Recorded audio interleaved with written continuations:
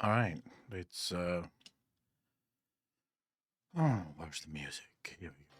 So, ladies and gentlemen, Aklon here. Welcome back to each one of it. Of course, if you're watching this for the first time over on YouTube, please remember to hit the like button, hit that subscribe button, and also smash the bell because it's always better when it's live. So, click that link in the description down below. Did I already say that? I feel like I already said that. Ruskov, how you doing, brother? Sorry, I'm literally just tuning into everything and having to open everything and track my stream so that I can prove to my fucking service provider that their shit's broken. It's all manner of fun here.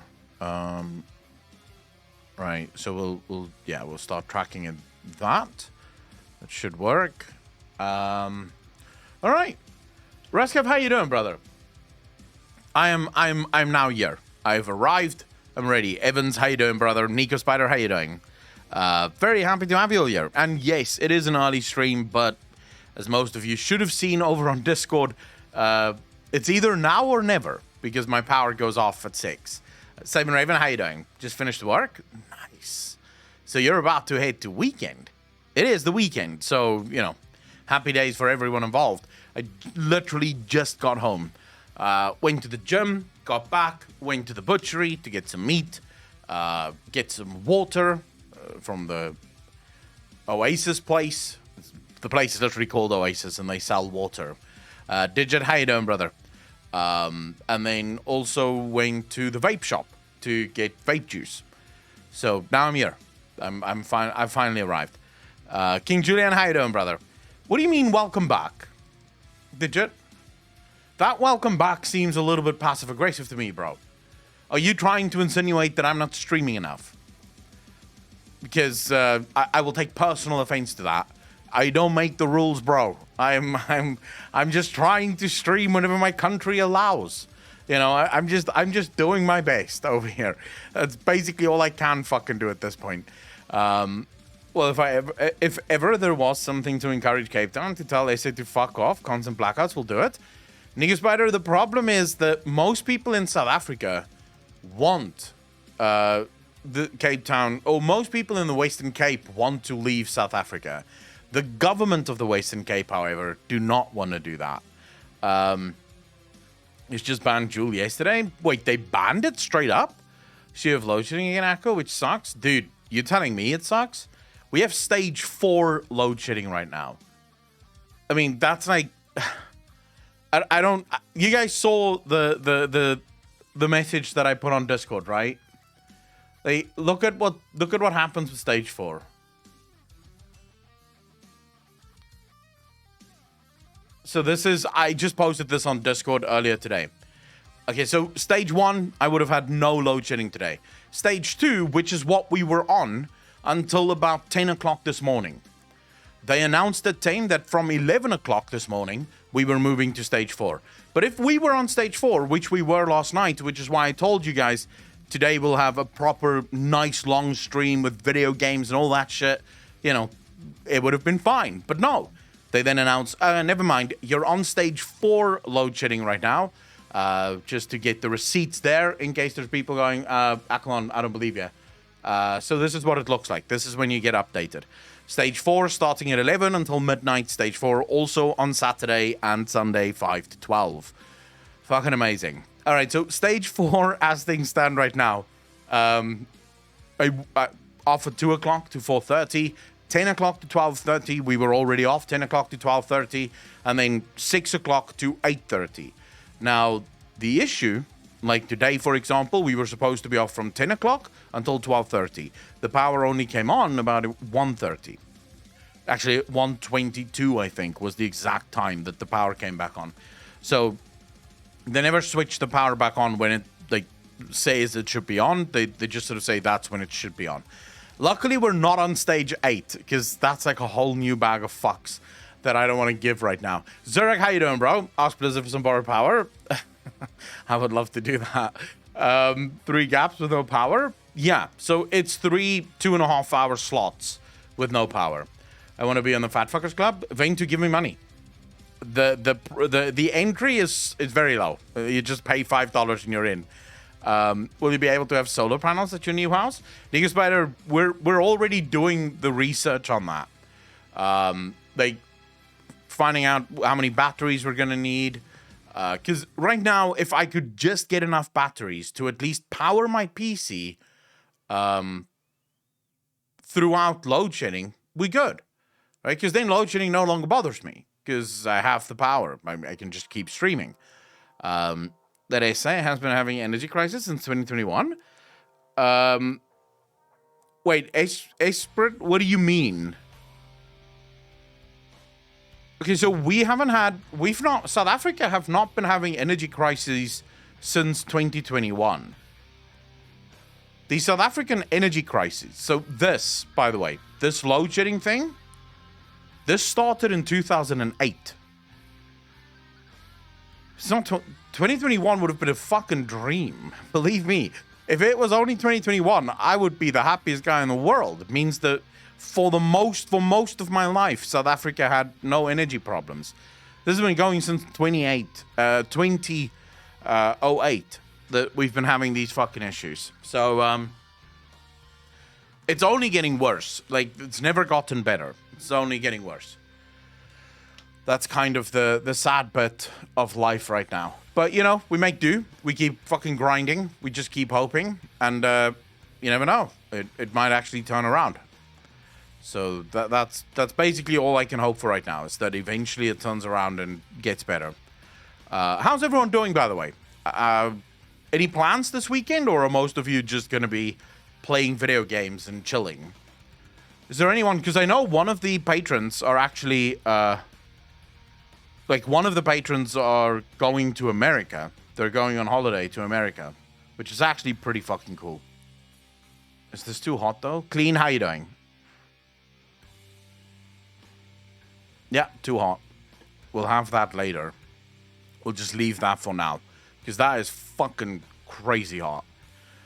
What do you mean, what stage 8? Stage 8 load shedding is basically you're off for 12 hours a day.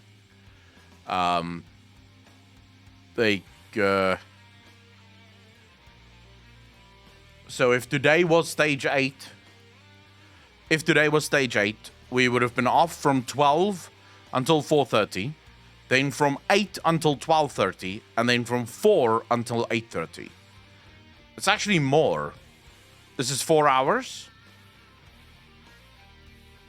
That's 4 hours. Actually, yeah, 12 hours. You'd be off for 12 hours on stage 8. We've only once been on stage 8 though, and it was only for like a day that we were on stage 8. So we've not been on stage 8 at all, really. So hopefully we never fucking get there. I'm gonna try learning to tank in FF14 for the first time. I haven't tanked since my bear tank days in WoW. Looking forward to it. Oh, nice. D-Rocker, you bastard. Thanks for the 2 months up. Really appreciate that. 11 months in a row. Thank you. You're far too kind. Chris, how you doing, brother? My gaming PC monitors are on a 1500 VA UPS and have a smaller UPS with a cable modem router. If the power ever goes out, I have plenty of time to power up the gas generator while on battery power. Sounds like you would need a big diesel or gas generator if you are out of power that long. We have a generator. I have a petrol generator. No, actually, yeah, petrol diesel generator. The issue is just it's not really feasible to turn it off, turn it on, turn it off, turn it on whenever my power is out for 2.5 hours, right? That will be better if we ever do get to stage 8. I can then use the generator, because at least that's 4.5 hours. That's a long-ass time to not be with power. Turn on the generator and just fucking do it, you know? Depressive Inside. Hey, bro, your username hits hard. How you doing, bro? Thanks for the follow. Really appreciate that. Other plans to get more power from the government? There's always plans. There's been plans since 2008. They built 2 new power stations as part of the plan to end load shedding. Those 2 power stations are not operational. They don't work. They were built wrong. So, sure, there's plans, but most of my government's plans basically revolve around how can we get rich quick. So yeah, I wouldn't bank on my government being able to fix this problem. The great thing though is that the company, the government controlled company that owns the power grid is broke. Like they owe 500 or something billion rand in debts and shit. So hopefully the private sector can move in, because we already have companies that do this. Once I buy my house, this is actually an option that I can go for. We have companies that actually rent solar solutions. So they come in on their dime, put on solar panels, batteries, and all the rest of it, and you basically pay them monthly as if you would your normal power utility bill. So there's like companies that do that. There's companies that give it to you on repayments, all that kind of shit. So there are private companies right now moving in to try and solve the issue. But my government is like very aware of the fact that if private enterprise solves the power issue, my government loses a lot of potential money that they can make. So they don't want to let the private industry do too much, at least not without their say-so. So that's a whole thing. Fuck it. It's depressing. Let's not talk about it. It doesn't matter. It doesn't matter. All you guys need to know is when there's load shedding, my stream times will be wacky. It's just going to be weird stream times. Normally, I go live at 4 o'clock my time. And then we try and stream, till whenever I'm tired of streaming. Whereas, yeah, if there's load shedding, I basically work when there is electricity. Them be the rules. That's all I can give you right now. So I do apologize to all of you. I know that everyone is waiting for me to get back to Final Fantasy, and I promise as soon as I can, I will get back to Final Fantasy. It's just a fucking nightmare right now. Actually trying to get to, like, if I play games now, it's going to be so little time to actually get anything done. Seriously, how can Factory survive with the power getting cut off every several hours? They don't really. I mean, South Africa loses companies by the thousands, so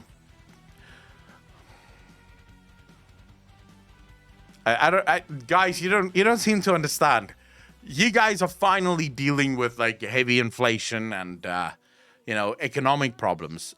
Economic problems in South Africa is a way of life.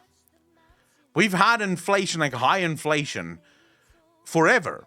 The inflation in South Africa, for as long as I can remember, have been between 5 and 6%. Everyone in the US is freaking out. Oh my God, you have 8% inflation. All right. It doesn't really matter, does it? Our interest rates have always been between 6 and 7%. So yeah, we've just always had economic problems. Not your fault. No excuses needed, at least for me. Evans, I hate the fact that it happens because it's very difficult to grow an actual community when you can't stream consistently. It fucking blows, It's really difficult because no one really knows when you're going to be live. No one knows what's going to happen when. So you go live and you hope that there's enough people that show up to actually have a fun stream. How do businesses like grocery stores and such operate with blackouts? Most of the very large companies in South Africa have complete solar solutions or massive generators that they run. So, for example, all of the malls in South Africa have giant generators that whenever the power goes out, the generators go on and bam, they're back on online. The real companies that get fucked are the small businesses. So a lot of the small businesses can't afford to run giant generators. So a lot of the time they have to either shut down for the 2.5 hours because they can't actually do any card payments. They can't do anything. Or they have to work by hand. And that means that everyone has to pay cash. Who the fuck still carries cash? So yeah, it's sort of, I feel sorry for the small businesses because they're getting wrecked with all this shit. As we did mention, WoW can still afford to have 3-4 shitty expansions. Pringles, do you really believe that WoW can afford that?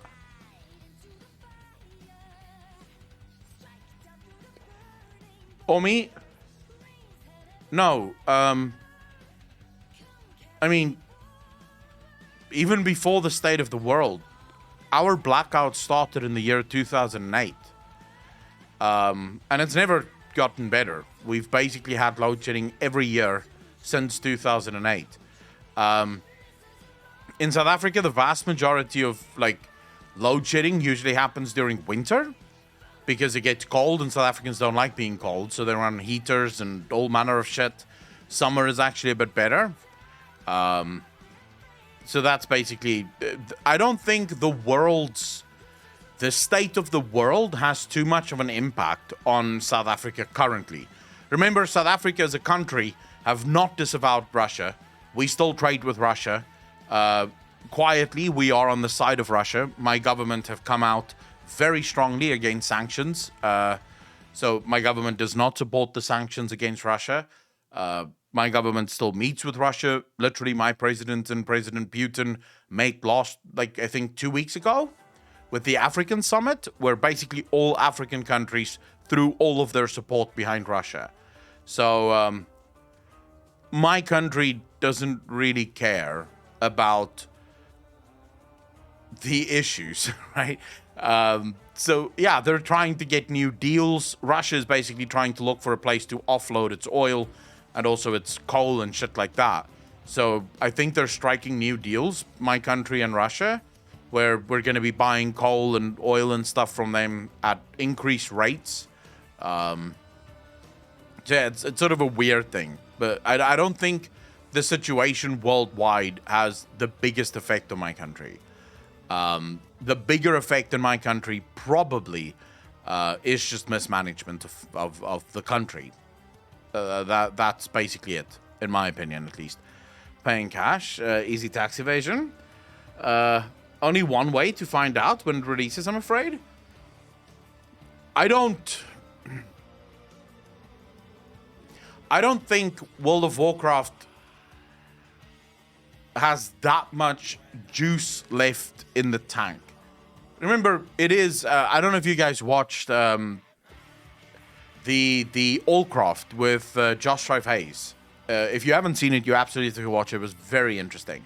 But they spoke there about something that we've actually discussed on the stream before, which is goodwill, right? So companies, not just gaming companies, but all companies, basically have a bank account that isn't taxed, that doesn't... no one can see that bank account, but it is a bank account that is basically made up of goodwill. This is the goodwill that gamers have towards the company or consumers have towards the company. If you look at a company, for example, like Tesla, Tesla have built itself a crazy amount of goodwill.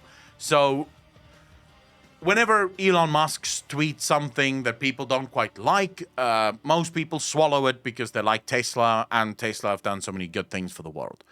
But then compare that to, for example, Big Tobacco, right? No one has any goodwill towards Big Tobacco. So when Big Tobacco does something that they're not supposed to do, people get really angry really fast and demand that the company shut the fuck up.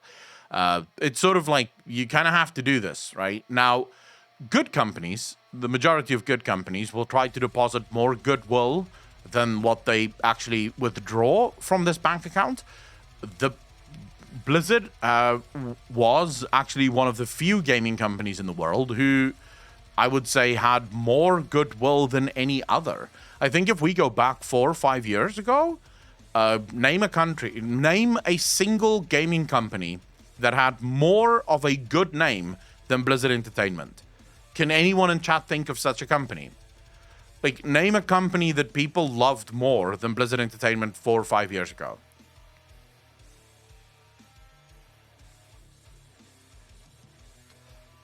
Except for EA, of course.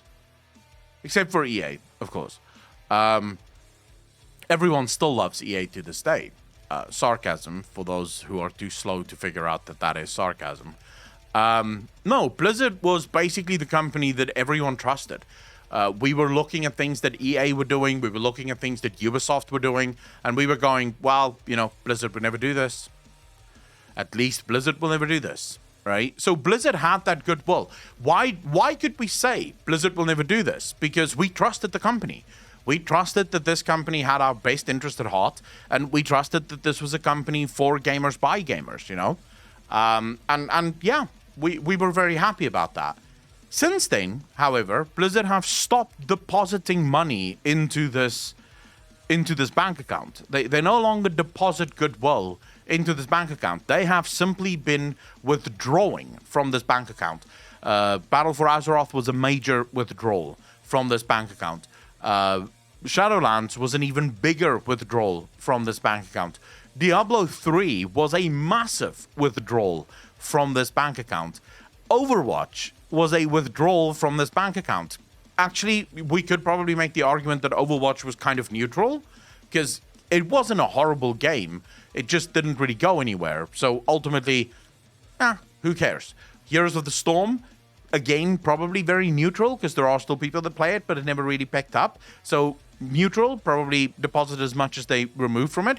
Reforged was, again, a massive withdrawal from this bank account. And now you have Diablo Immortal, which, in my opinion, the bank account is starting to deplete itself. I don't think there's much left in that tank. Remember, no company lasts forever. That bank account is not infinite.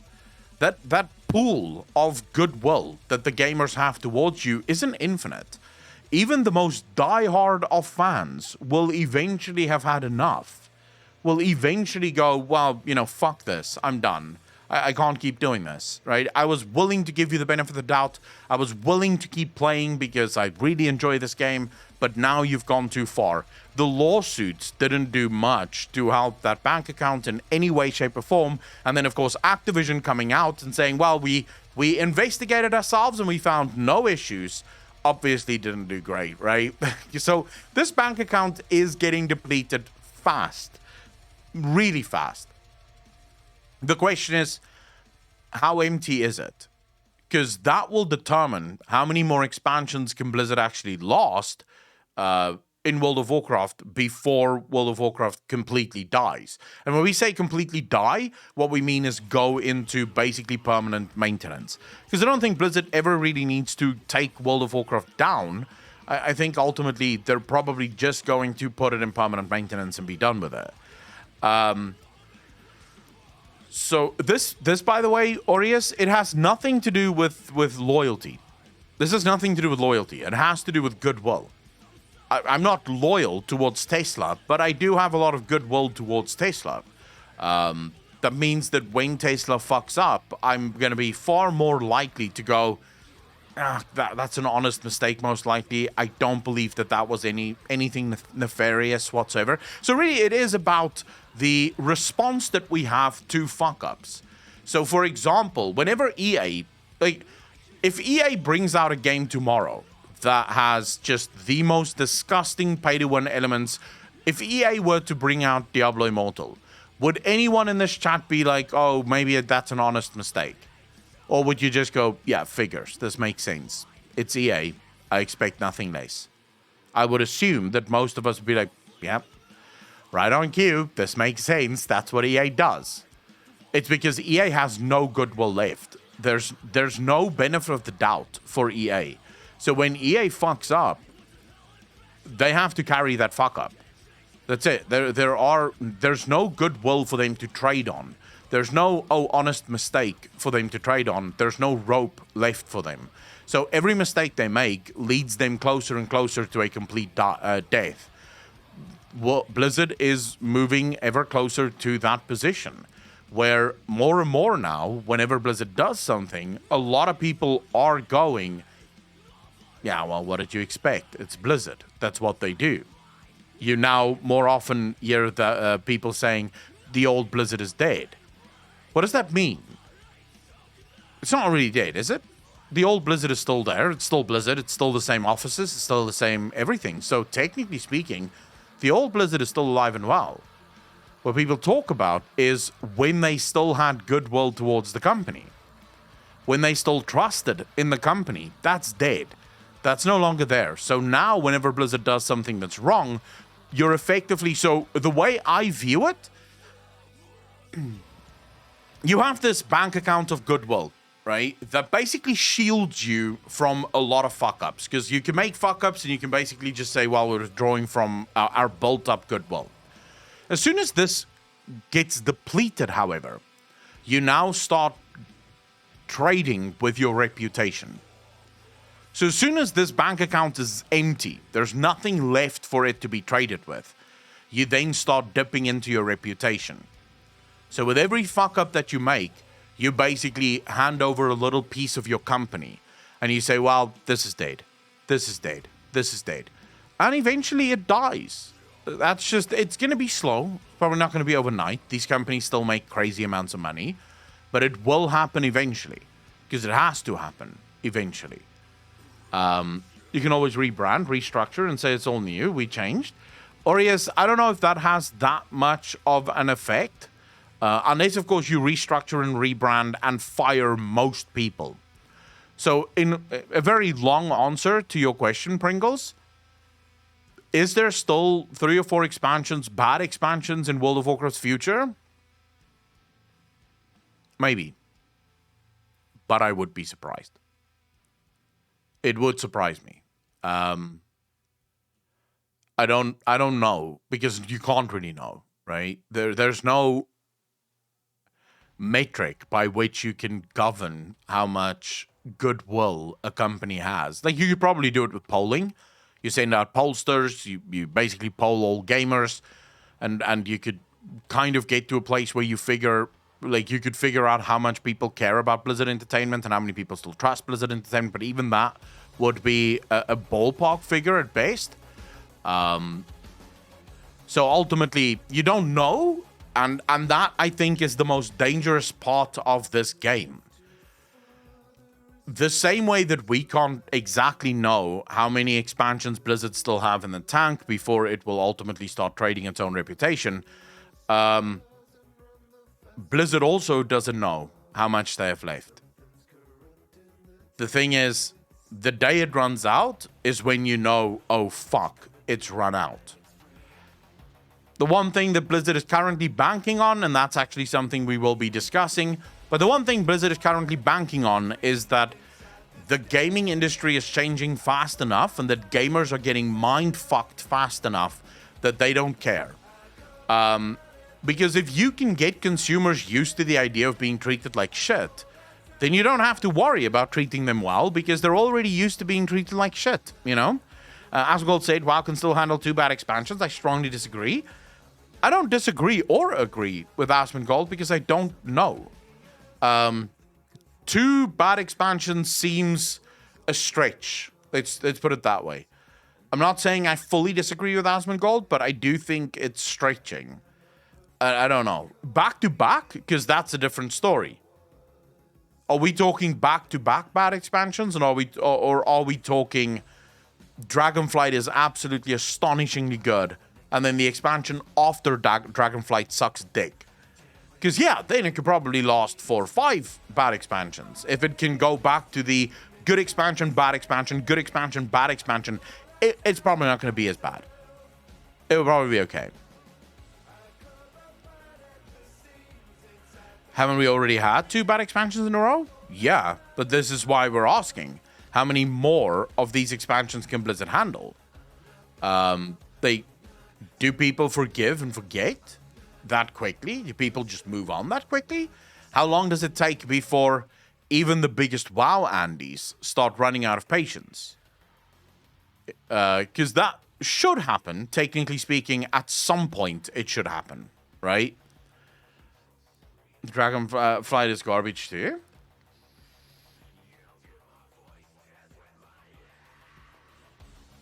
I don't know. I genuinely don't know. I can't give you guys an answer because I don't have the data for it. I think if Dragon is very bad, the game won't die, but it will start to decay. I mean, one thing that I can say for certain, if Dragonflight dies, if Dragonflight is bad, right? Let's not say die. Let's say if it's bad, there's going to be major changes at Blizzard. That I can say for certain. If Dragonflight sucks as well, I think Ian is gone. I think Jonathan Haidt is gone. Or John Haidt is gone. I think most of the WoW development team will probably be gone as well. Because they've then had 3 expansions, 3 full expansions to try and save the game, and they've not been able to do it. Right? They've not been able to pull the game back from the brink. So I think Ian is under a lot of pressure. I think Ian knows that the writing is kind of on the wall, and if he doesn't do something fast, if the next expansion doesn't really pop, they're fucked. I mean, they are desperate. Anyone that thinks they aren't desperate isn't paying attention. Ian met with Asmongold, for Christ's sake. Can you name a more desperate move than that? Ian, Blizzard hates Asmongold, despises the guy. Ian was willing to go on Asmongold's stream to have an interview with Asmongold and actually discuss Dragonflight. That is how desperate this company is to actually get the game, like get some of their audience back. So no, I think Ian realizes that they are in big trouble. And that something needs to happen. And I think that's why Dragonflight is really a return to the old normal. A return to when World of Warcraft was still good. I think that's why they're pushing. Because those are normal dudes. Or yes, I would say that the normal dudes are probably no longer at Blizzard.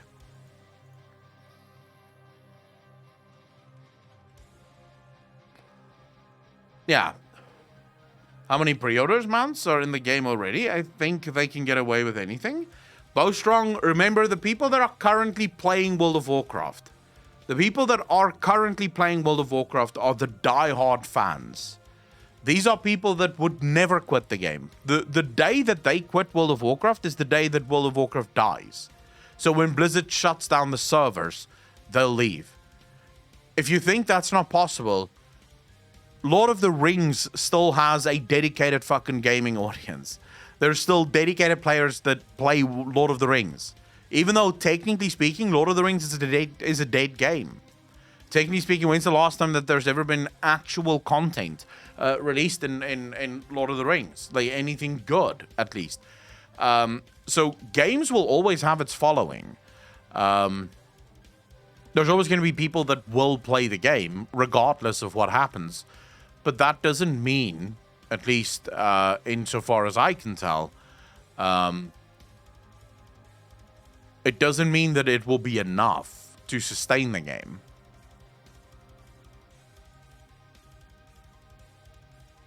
I mean, if they go to private servers, that's fine too, right? I just don't want the game to fucking suffer. But if they go to private servers, that's still good, because at least then, you know, Blizzard wakes up. Yeah, you can't change the WoW Andes. The WoW Andes are WoW Andes for life, bro. Like, they're gonna dig in and they're gonna stay in, because it makes sense to stay in. I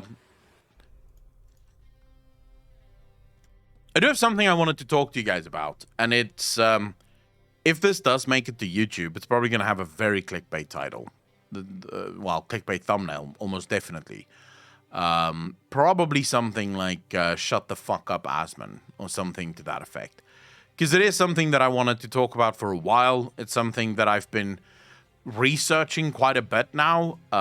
Going onto the Diablo Immortal forums, going onto the Reddit forums for Diablo Immortal. There seems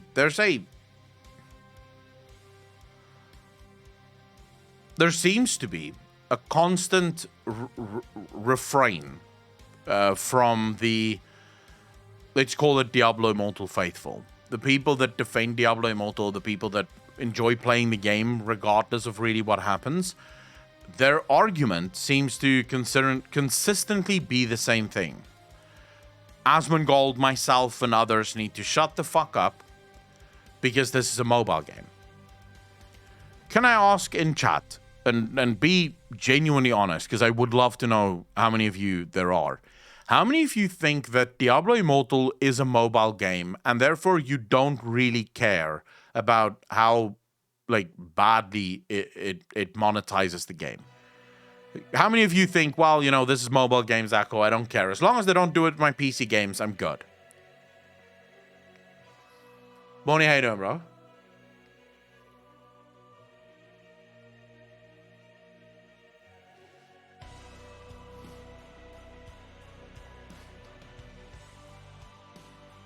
Yara, you don't give a crap, okay? It was ported to PC, so not a standalone mobile game, really. Mobile doesn't justify this disgusting bullshit, period. Leo, how you doing, bro? Thanks for the first time chat. Really appreciate that. I just don't like it, but I still don't care enough. It's a Blizzard game first, then it's a mobile game, and neither deny anyone's ability to criticize. Okay, so here is why the argument that this is a mobile game, therefore it doesn't matter, doesn't sink.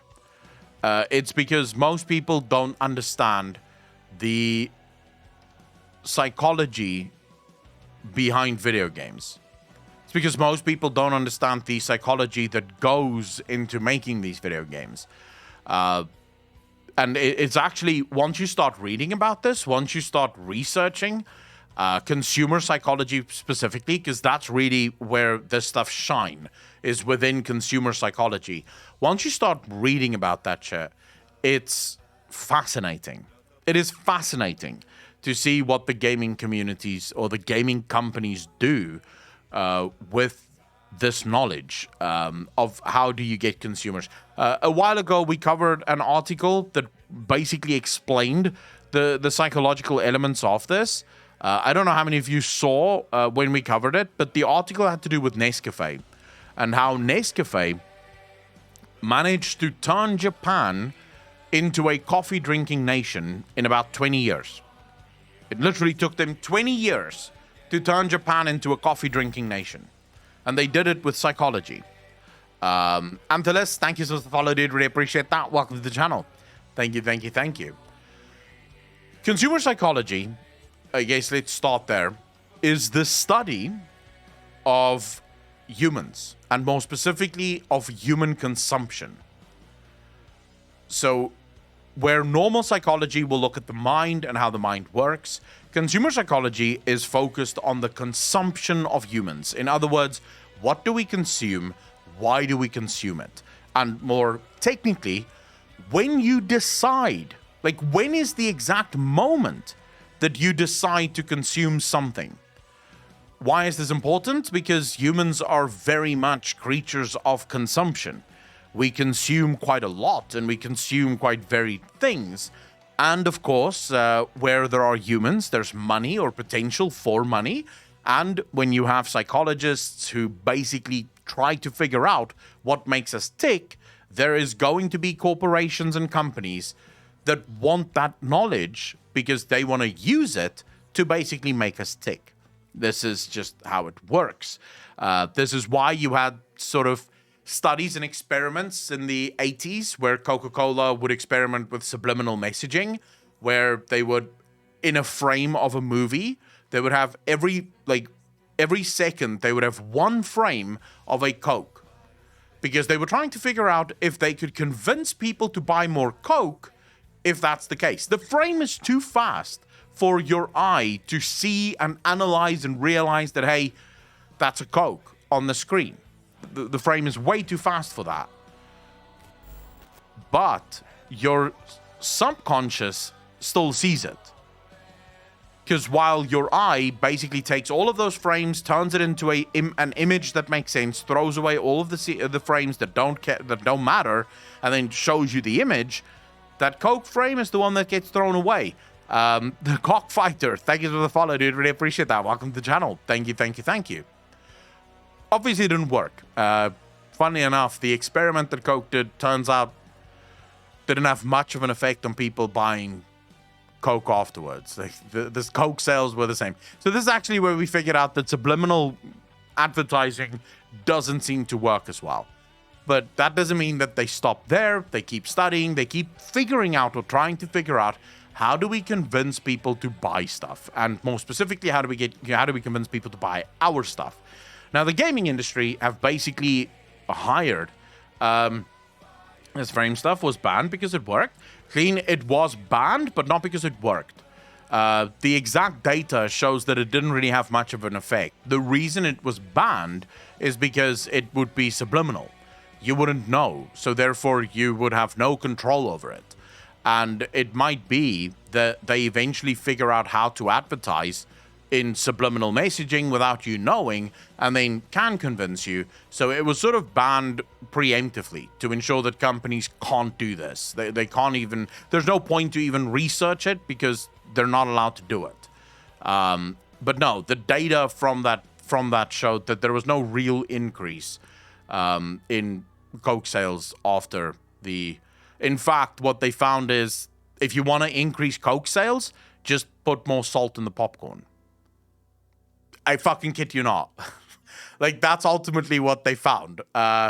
You want people to buy more Coke, just make the popcorn more salty. And then people will buy more Coke. So it really is as simple as that.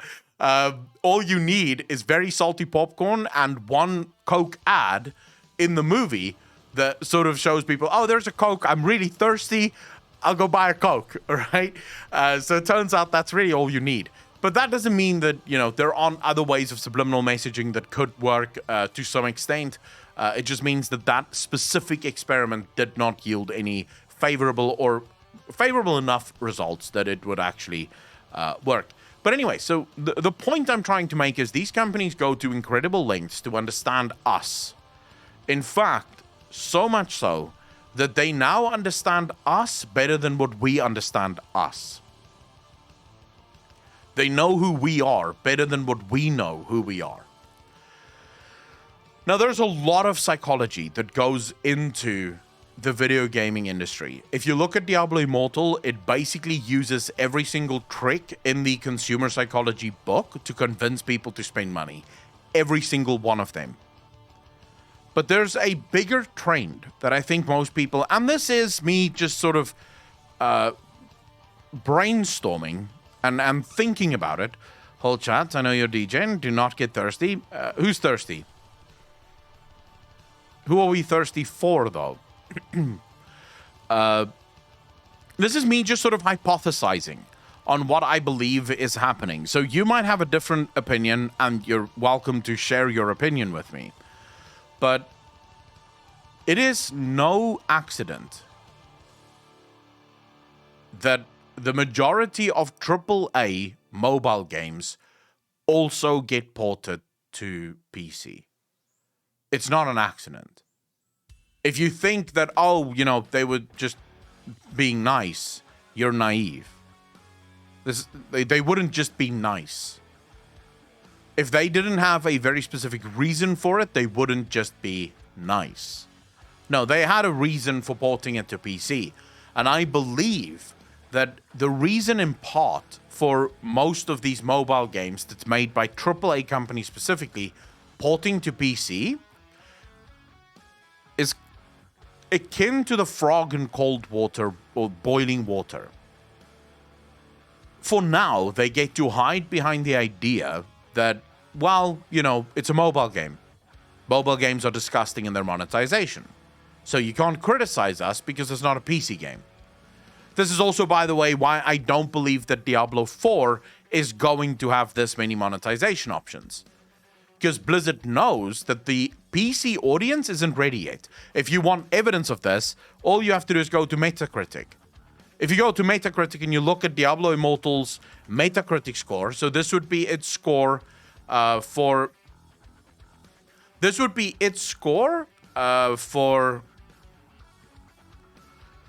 PC. So you can obviously look on Android, you can look on the iOS store. On Android and on the iOS store, you know, Diablo Immortal is doing okay. It's about 3, I think 3 point something. So it's not like it's bad. It's not like it's horrible. But if you go to Metacritic, I'm just trying to get there. Give me a moment. But yeah, if you go to Metacritic and you look at the list there, Diablo Immortal is literally at the bottom. It's the lowest ranked mobile game or PC game of all time. It is just, it's getting destroyed. So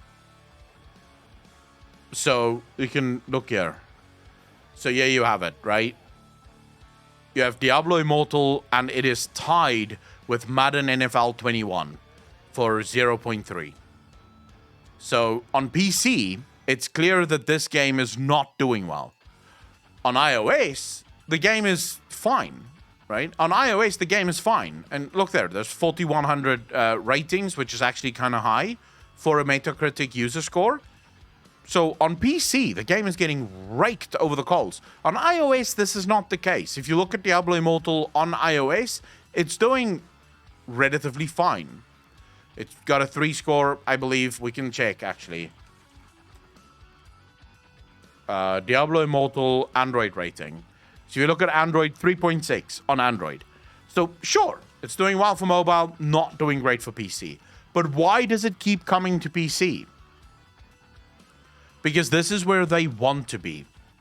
So all of these reviews, all of these people writing comments and sort of telling Asmongold and other content creators to stop making noise, telling us to shut the fuck up because we don't know what we're talking about, this is a mobile game, they're morons. They have not connected the fucking dots yet of what these gaming companies are doing. They're preparing it. They're getting us ready. So Diablo 4 is probably not going to have massive pay-to-win elements. It's probably just going to be a store with cosmetics on it and maybe a season pass, and that's it. But what about Diablo 5? Or Diablo 6? How long before the PC audience accept things like Diablo Immortal as normal? Because they keep doing it. Every single one of them, mark my words, that every single mobile game that comes out of the AAA industry will also port to PC, along with all of its scumbag monetization options, but it will port to PC. You're already seeing the gaming industry trying their luck with Lost Ark. Lost Ark comes out also incredibly pay to win. They're trying their luck. They're trying to figure out how far can we be pushed. How close are we to accepting pay to win as just a basic, everyday, this is how gaming works scenario? And I'm not sitting here telling you to fight back. Not at all. Well, I'm not saying Diablo Immortal is the worst mobile game. It's just because you don't see other mobile games terrible from China. Jolene, I never said that Diablo Immortal is the worst mobile game. I said Diablo Immortal is the worst PC game. I mean, I have the evidence right here. It's the worst rated game on PC of all time, 0.3. I never said it's the worst mobile game. Mobile-wise, it's 3.6. People on Android clearly like it. iOS isn't much worse. If you go to iOS, 4.5. In fact, the Apple users seem to like it even more, right? Than the Android users. Maybe there's a coalition forming between the Android and PC crowd. But yeah, so the fact of the matter is, they've not opened their eyes yet to the reality of what's happening. This is the future of AAA video games. Diablo Immortal is the blueprint for what future games will look like. And my very next, the next thing we're going to be talking about is actually going to show you how genius all of this is. Like the scam that Blizzard is running with Diablo Immortal is absolutely beyond genius. Beyond genius.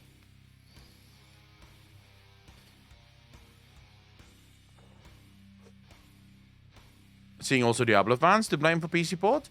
Aureus, it had nothing to do with Diablo fans. Because yes, Blizzard did say that this game is not for PC, it is only for mobile. I don't believe that it was the outcry of the community that made Blizzard go, well, maybe we should release it on PC. I think it was because it was a great business decision. Let's get them ready. Let's start slow, because that's how it works. This is how Nescafe managed to convince Japan to start drinking coffee. They started slow. They started with coffee flavor sweets for children. And they worked their way up slowly but surely to the point where now Japan drinks coffee. They played the long game because these companies aren't there for the short term. They're there for the long gains.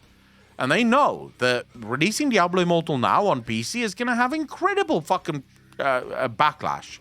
In fact, it's going to have a 0.3 rated score on Metacritic.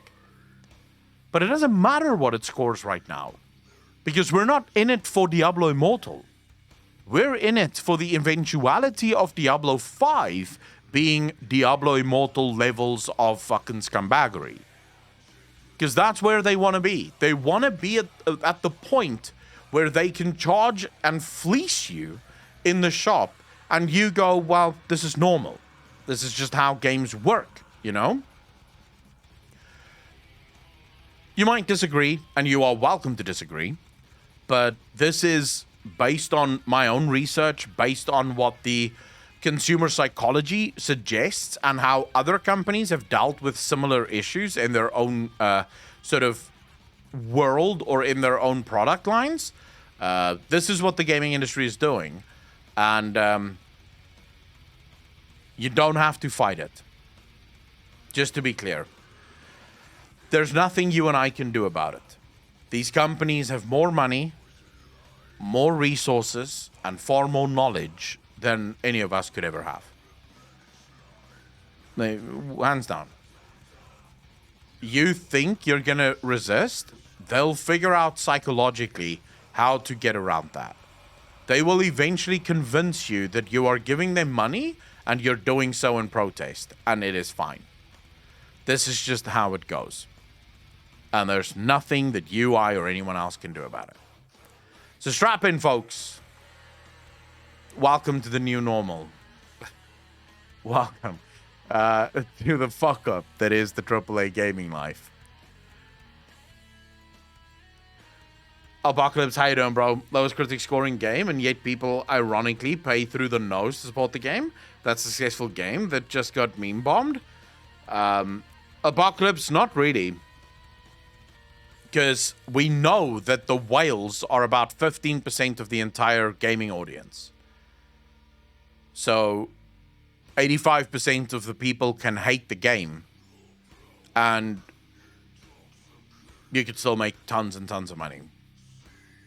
Because you don't need 100% of the audience to like your game. It's only 15% of people that ever spend money on cash shops. And that's according to their own research. Like, literally, the gaming community's research, or the gaming industry's research, show that it's only about 15% of players that actually spend money. And they're making billions off of those players. In Asia, I think more than 80% young man will tell you, oh, it's cheap to pay $100 a mobile game to get his waifu. But it's very expensive to subscribe Final Fantasy 14 for $13 a month. Jesus.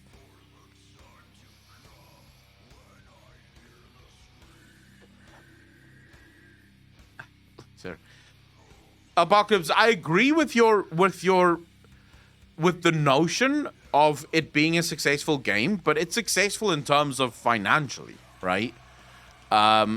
Is it morally successful is a whole different thing, and that's sort of what I was talking about here. No, financially, Blizzard is laughing all the way to the fucking bank. I mean, they're making money hand over fist. So yeah, clearly Blizzard doesn't give a fuck about any of this, right? But it actually goes so much deeper than this. You guys don't even know, bro. You don't even fucking know. It goes so much deeper than this. So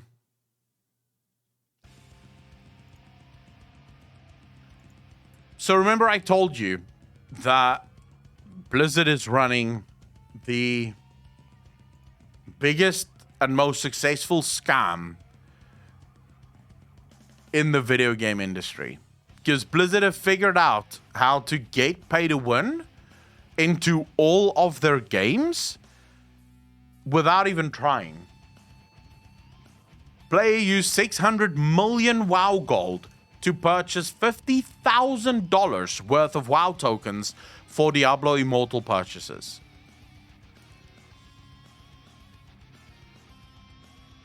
Dude, what?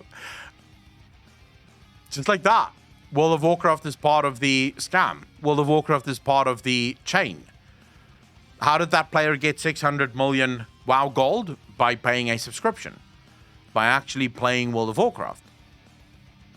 He's playing World of Warcraft in order to get the gold. He's using the gold to buy WoW tokens. He's using the WoW tokens to get Battle.net balance. And then he's using the Battle.net balance to buy stuff in Diablo Immortal. It's the perfect system. None of the money ever leaves Blizzard, and it just keeps accumulating. And as soon as more and more of the whales figure this out, these would be what we could probably refer to them as soft whales. As soon as the soft whales figure this out, the WoW token is raked. It is going to get so expensive for the WoW token that ordinary people like you guys that maybe pay your monthly subscription using the WoW token and using your in-game gold most likely are going to start struggling to afford it. Because remember, it's all set by price, supply and demand. When the demand goes up and the supply does not follow, what do you think is going to happen to the price? Do we have people here who actually pay their WoW subscription with gold? Who cares about morality when it pays the bills? Blizzard are just hookers at this point, debasing themselves for the moolah. Moolah. A lot of players don't even know about Metacritic or stuff like that, or don't watch any media surrounding Immortal. That is very true. Now it's time to see Western people being tempered by China mobile game. They will get used to pay $100 to get a new waifu. Probably bought the gold anyway. And so many people buying tokens will make it rise up, and lots of people will buy more tokens. I used to pay sub with gold. All right, so I think there's a lot of people that spend money or gold in order to pay their subscription.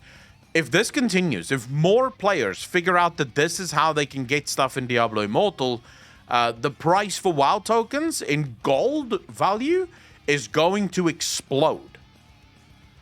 You're gonna start needing hundreds of thousands of gold just to buy a single WoW token, which means that a lot of the freeloaders in World of Warcraft that basically use their gold in order to pay for World of Warcraft no longer will be able to afford it. Blizzard doesn't care, however, because this scheme is making them more money than what your $15 a month sub would ever make them. So Blizzard doesn't give a fuck about this. But okay, let's see what this is about.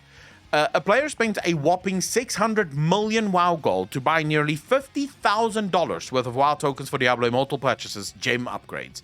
On June 22, 2022, New Cabin finished their project and used 600,000 gold in World of Warcraft to buy 3,242 WoW tokens worth nearly, I think they meant 6 million gold, in World of Warcraft to buy 3,242 WoW tokens worth nearly $50,000, $15 per token.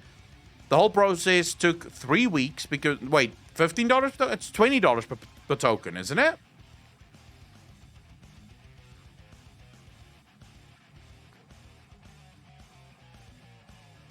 Is it $15 per token? Pretty sure it's $20 per token. You only get...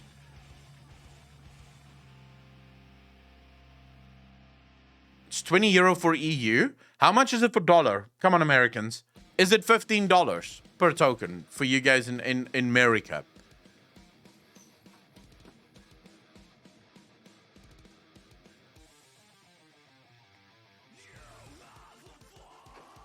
It's $20. Okay. So it's $20 actually, but you only get $15 out, I'm assuming, if you swap it. So it's most like, because I know that Blizzard keeps scamming people, because I think if you hand in the token, you basically only get $15 per token, whereas if to buy it, so the person that actually bought the tokens, because, oh my god, I need to do this, because if I don't, people won't understand. So a lot of people misunderstand what WoW tokens are all about and how they actually work. WoW tokens do not, as it were, let's say this is you, right? This is you. You want to play World of Warcraft. But in order to play World of Warcraft, you have no moolah, right? So you have no money. But you want money. You want to play World of Warcraft. So you take your in-game gold that you got from WoW, and now you buy a WoW token. Why wouldn't you? That's easy, right? The WoW token gives you 30 days worth of subscription, and you can now play the game. And these WoW tokens are obviously, just from Blizzard. They give it to you for free because they're good guys, you know? They are angels. No, it's not what fucking happens. In order for you, Timmy, to buy your fucking WoW token, some other cunt, right, we'll put this cunt over here, bought a WoW token from Blizzard for actual dollars. So they paid actual dollars for this WoW token. We'll do that. That WoW token now goes to you so that you can buy it with your gold so that you can get your 30 days of playtime. If there is no one that is actually buying the WoW tokens, then the price for the WoW tokens in gold goes up. Why does it go up? Because Blizzard is trying to entice Peter over here to buy a WoW token so that they can sell you a WoW token for gold so that you can get your 30 days of playtime. Or so that you can spend game money in Diablo Immortal. This is how this works. This is how the system is gamed. This isn't free. This money doesn't come from anywhere or from nowhere. This is a system whereby people who want to pay money, so people who want to pay, incentivize people who don't want to pay. That's how the system works. All right, so now that we have that, naturally, that's how the system works. Now that we have that out of the way, the person who actually bought these WoW tokens would have spent $20 per token, because that's how much they cost, times 3,242. How much is that? Let's just do calculator here. So you have 3,242. I know I can type this, but I don't want to. Times 20. That gives us $64,840. That's how much was paid to Blizzard. So Blizzard made a nice little, just clean profit off of this, by the way. It's actually kind of fucking strange. Blizzard just made $14,000 profit. Just because. Why not, right? That's just profit. Of course, all of this is actually profit because, you know, Blizzard just chose an arbitrary number for that token, but that's clean profit. It goes nowhere and you don't actually get it back. So anyways, that being beside the point, $64,000 was actually made in this entire transaction that Blizzard is now walking away from. Very happy. The whole process took 3 weeks because there's a cap on the number of WoW tokens you can buy each day. The player had a ton of leftover TCG cards that Blizzard gave out at BlizzCon events, and also bought more codes from people at BlizzCon who were looking to make a quick buck back then. Nikabon spent the month of May flipping the TCG cards for in-game gold and ended up with about 600 million. The gold was converted to about 50,000 Blizzard balance and used for upgrading gems in Diablo Immortal. Nikabon reached 7,000 resonance and ran 2,165 Elder Rifts in Diablo Immortal. Here's Nikabon's reply taken from Reddit. Yesterday, on June 22nd, I finished my project of using just over 6 million gold in World of Warcraft on purchasing WoW tokens for Blizzard Balance. To use it in Diablo Immortal for upgrading my gems, I managed to hit 7,000 resonance and unlock my 4 out of 5 resonating bonus. 4 out of 5. So he's not even 5 out of 5 yet, dude. He's not even 5 out of 5 yet. Oh, that fucking hurts, dude. I made a post a while ago about how ridiculous and overcosted the final 5 out of 5 resonating bonuses are, and they actually made them even worse on launch by cutting the resonating power on the boards in half from beta, so my decision to stop here was quite easy. WoW tokens can be purchased in WoW off the auction house for gold and can be turned into $15 Blizzard balance per purchase. The process looks something like this. Alright, I had a bunch of leftover loot cards from years ago. When I saw Diablo Immortal was coming to PC, I realized WoW token balance would be usable in-game for the shop purchases. I thought it would be really funny to try and build a whale character in the game using WoW Gold as the primary funding source. There's a sense of hilarity to me in dunking on a cash whale as a gold whale. But it's still a cash whale. The only difference here is that the person who supplied the original cash isn't part of the actual conversation, right? They're not the one actually making the character. They're just buying a shit ton of WoW tokens. So yeah, WoW tokens are going to get super expensive as a result of this. And it is the ultimate scam. Because Blizzard is basically, through the WoW token, and because all games in World of Warcraft is connected to the Battle.net balance, Blizzard is building their own little ecosystem. It's basically an all-encompassing bubble in which anyone can do anything because everyone else is sort of paying for it or farming for it. I don't know if this is good or bad, but I'm gonna say that this is not what game companies should be doing. This is not what should be happening in game companies, because this is gonna double dip. Blizzard is gonna make fuck tons of money here. It is basically NFTs, Apocalypse. You are correct there. Blizzard is gonna bank on this. You wanna know why? Because as more and more people start to buy the WoW token for Diablo Immortal, right? So more and more people decide they want to use the WoW token so they can buy stuff in Diablo Immortal. The WoW token will ultimately go up in price. And it's going to go up, way up. So right now you're probably paying, let's say, 200k for a WoW token.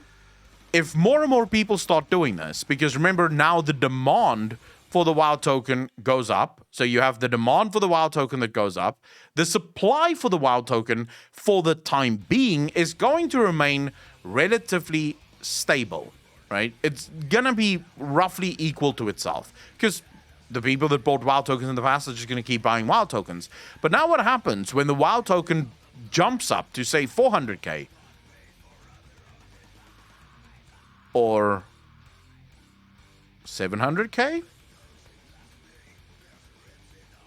Or what if it jumps up to 1 million?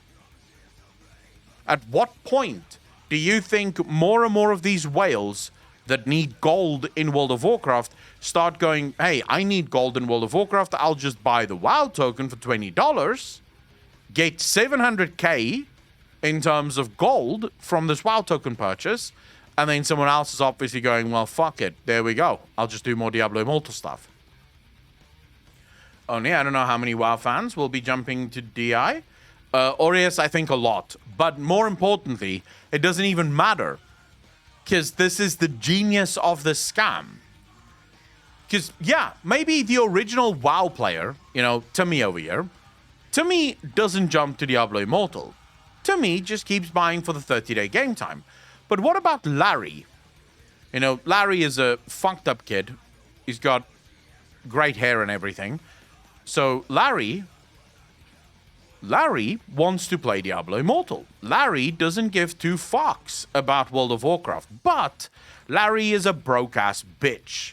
Larry has no money. Larry does have time. So Larry starts playing World of Warcraft with Timmy over here. Larry starts making lots and lots of gold. Larry uses his gold to buy a WoW token. Peter uses his money to buy a WoW token. In the end, everyone wins because the money keeps going back to one of these places. In the end, all of it just keeps going up, up. And Bobby Kotick truly gets to say that he's a genius because he's making more money than ever before. This is the scam of the video game era. It is insanely cool how Blizzard... I don't know if this was planned. I don't know if Blizzard even knew that this is what they were doing. But I can tell you that it's genius. No other gaming company has this. Ubisoft has none of this. Things that you get in one Ubisoft game, you can't really get anywhere else, right? So Ubisoft games are self-contained within themselves. EA doesn't really have this. Blizzard is the only gaming company that has this, that have the ability to have all of their games basically drive up a marketplace. And as Apocalypse said, it is effectively NFTs. Because the actual value of a WoW token is nothing. It doesn't actually have a value. The only thing that gives the WoW token value is the fact that it can purchase 30 days of game time and that it can do $15 of payout. But that's an entirely arbitrary number. It's a number that only remains the number as long as Blizzard decides that that's the number. Blizzard could very easily, in a month or two, go, oh, by the way, the $20 WoW token now only gives you $10 Battle.net balance. They can do it, because the WoW token technically holds no value. But because of all of these sources that require the WoW token, because the WoW token has so much utility, now suddenly the price of this WoW token becomes very expensive, especially on the gold side of things. The brand new WoW token with 800% increased value. Behold, the Blizzard Bubble. Use your brand new 800% increased value NFT to trade for unique items in all games. Bobby stoking himself, probably. Can guarantee there is an entire community committed to doing nothing but regulating the AH so that they can earn gold exactly for this reason. I can see that. I can see that. It's a brave new world, ladies and gentlemen. It is a brave new world. What are your thoughts on this, by the way?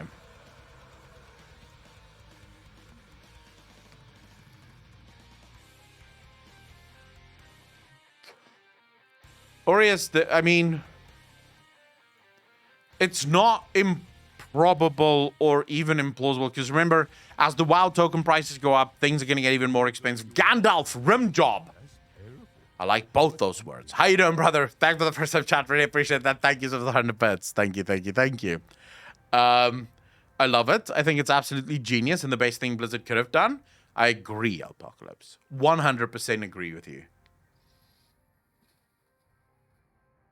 Well, Aureus, it's not even as if the WoW players are going to know that they're farming for the Diablo Immortal people. They're just farming because, you know, they want shit.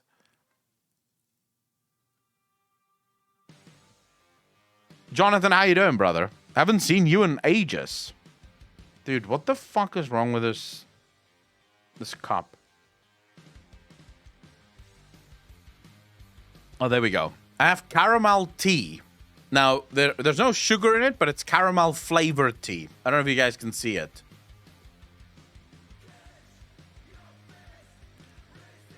It tastes alright.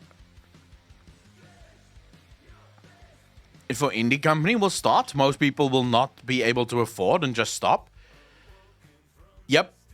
That's my thinking, is that a lot of people are not going to be able to afford the WoW token anymore in order to play the game, and that's going to fuck them up. Ooh, I have one like that. It's good tea. I don't know if I like it. It doesn't taste... I prefer just normal tea. Daedric, how you doing? For WoW gold farmers? What do you mean you don't think it pays out for WoW gold farmers, Aureus? How would it not pay out for WoW gold farmers, though? Because in my estimation, it's going to pay out for pretty much everyone. I have one creme brulee tea. So yum. I mean, to be fair, though, this is only flavored. There's no sugar in it, so it supposedly has the caramel flavor, but it doesn't taste of caramel. It's just sort of very undertone caramel. Nvidia, how you doing? I do like this teacup, though. This is a good fucking teacup. Definitely a fan of this. Took a break from online to recharge up my mental batteries. Come back to buy now Dragonflight, almost like I was not even gone for 2 months. Daedric, welcome back. Welcome back to the land of everything is fucked.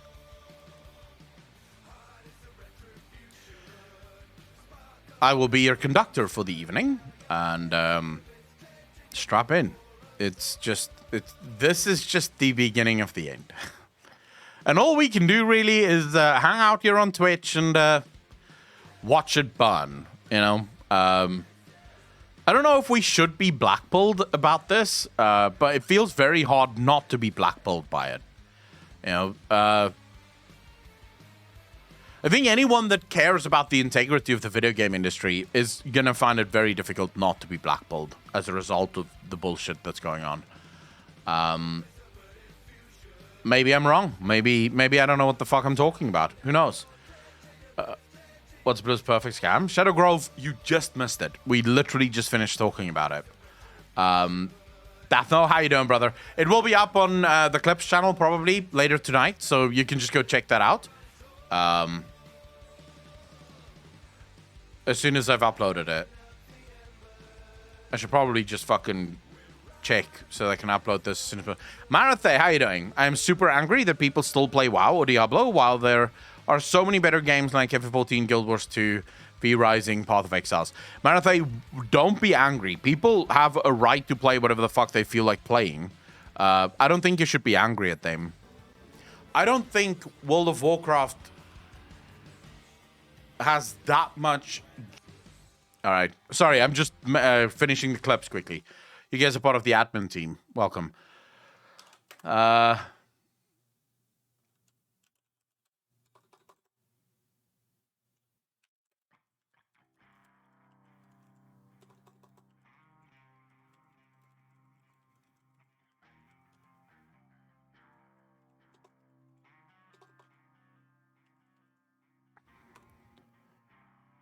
What was the other video?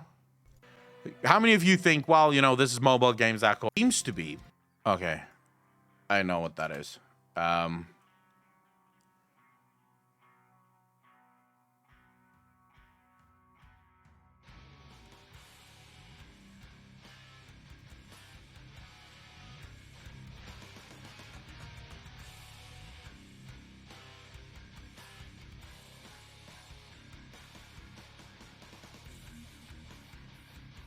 I've been playing a lot of The Quarry. Get fucked with that fucking bullshit. I don't want to play that. At all.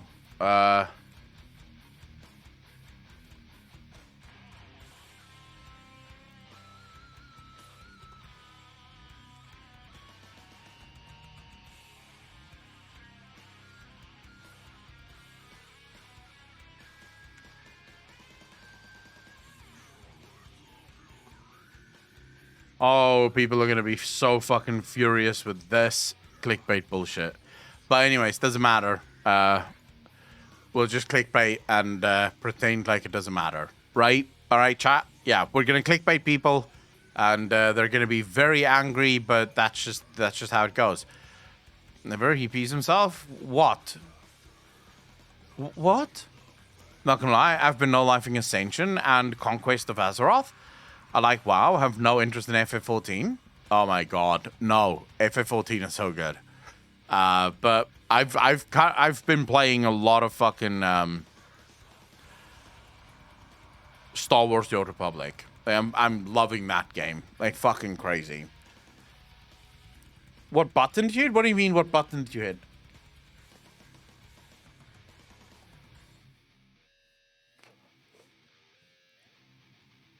I don't play private server WoW. I have no interest in playing private servers. I'd rather play just a good, normal fucking World of Warcraft whenever World of Warcraft gets back to good again. But I don't play private server shit. Oh no, I hate The Quarry because it's a scary game. I don't want to play scary games. So yeah, not my thing.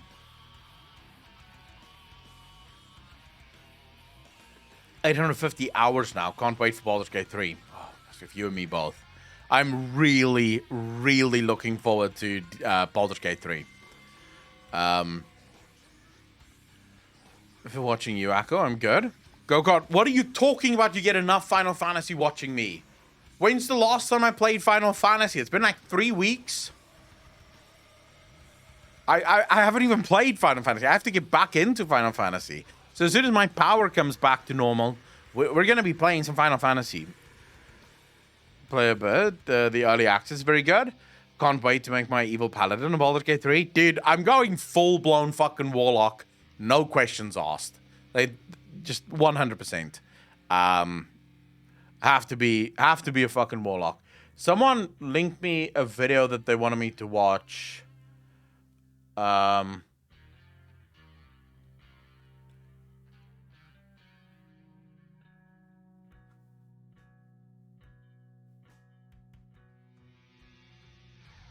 Seems like a very long video, though.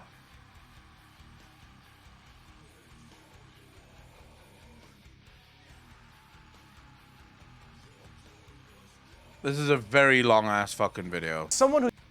But okay, let's see. Let's see how far we get into this video. I don't know how far we're gonna get. But this is for all of us that don't quite know everything about Warhammer, but do want to know things about Warhammer. It's every single Warhammer 40k faction explained part 1. So let's see what this is about. Who doesn't necessarily serve the Omnissiah, but someone who can appreciate them.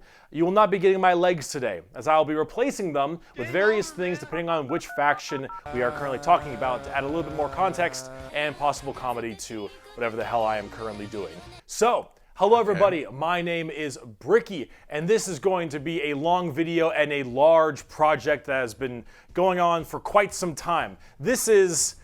I need 2 hands for this. This is every single Warhammer 40k race in kind of a nutshell, explained, a little bit of explanation, a little bit of lore, a little bit of talking about the tabletop, but mostly lore, what they're all about, and also a little bit of background for those of you who just have no clue what Warhammer 40,000 is. I could get behind a 40k MMO. And Warhammer 40,000 is a universe people hear plenty of, but don't know a whole lot about. They see, oh, there's these dudes in big power armor with chainsaw swords, and they got these big old green orcs, and there's some bugs over there, and everyone calls these guys weebs, and then there's these spiky bitches over here, and I don't get... Wait, MMO, like, Warhammer players are called weebs as well? Get it. I don't understand. Where do I start? Well, this video is particularly for you, or for those of you who have a little bit of knowledge, but you're kind of curious about each of the different races and faction in Warhammer. Okay.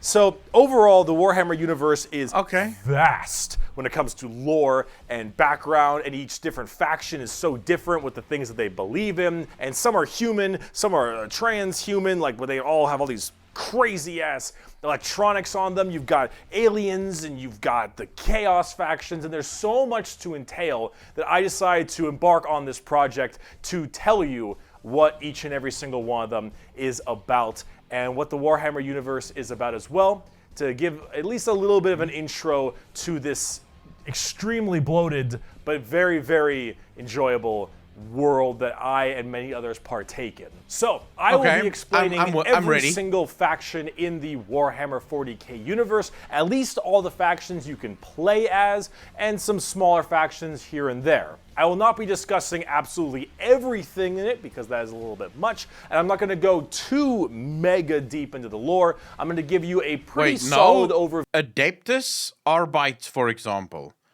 The fuck is Adeptus Arbites? View of each of the different factions and have you learn a little bit about them, and we'll discuss a little bit of the tabletop as well in case you were curious about that. But for this episode entirely, we are discussing the Imperium of Man, because that takes up a fat chunk of Warhammer lore. Okay, I'm ready. What is Warhammer 40,000? Well, the 40,000 starts off is the year 40,000. The 41st millennium, that's where it takes place, is in the year 40,000, 41,000 AD. You're already more knowledgeable. Let me read you a quote, first of many quotes in this. Blasphemous, thanks so much for the 2 months up. Really appreciate that. 11 months in a row. Thank you, thank you, thank you.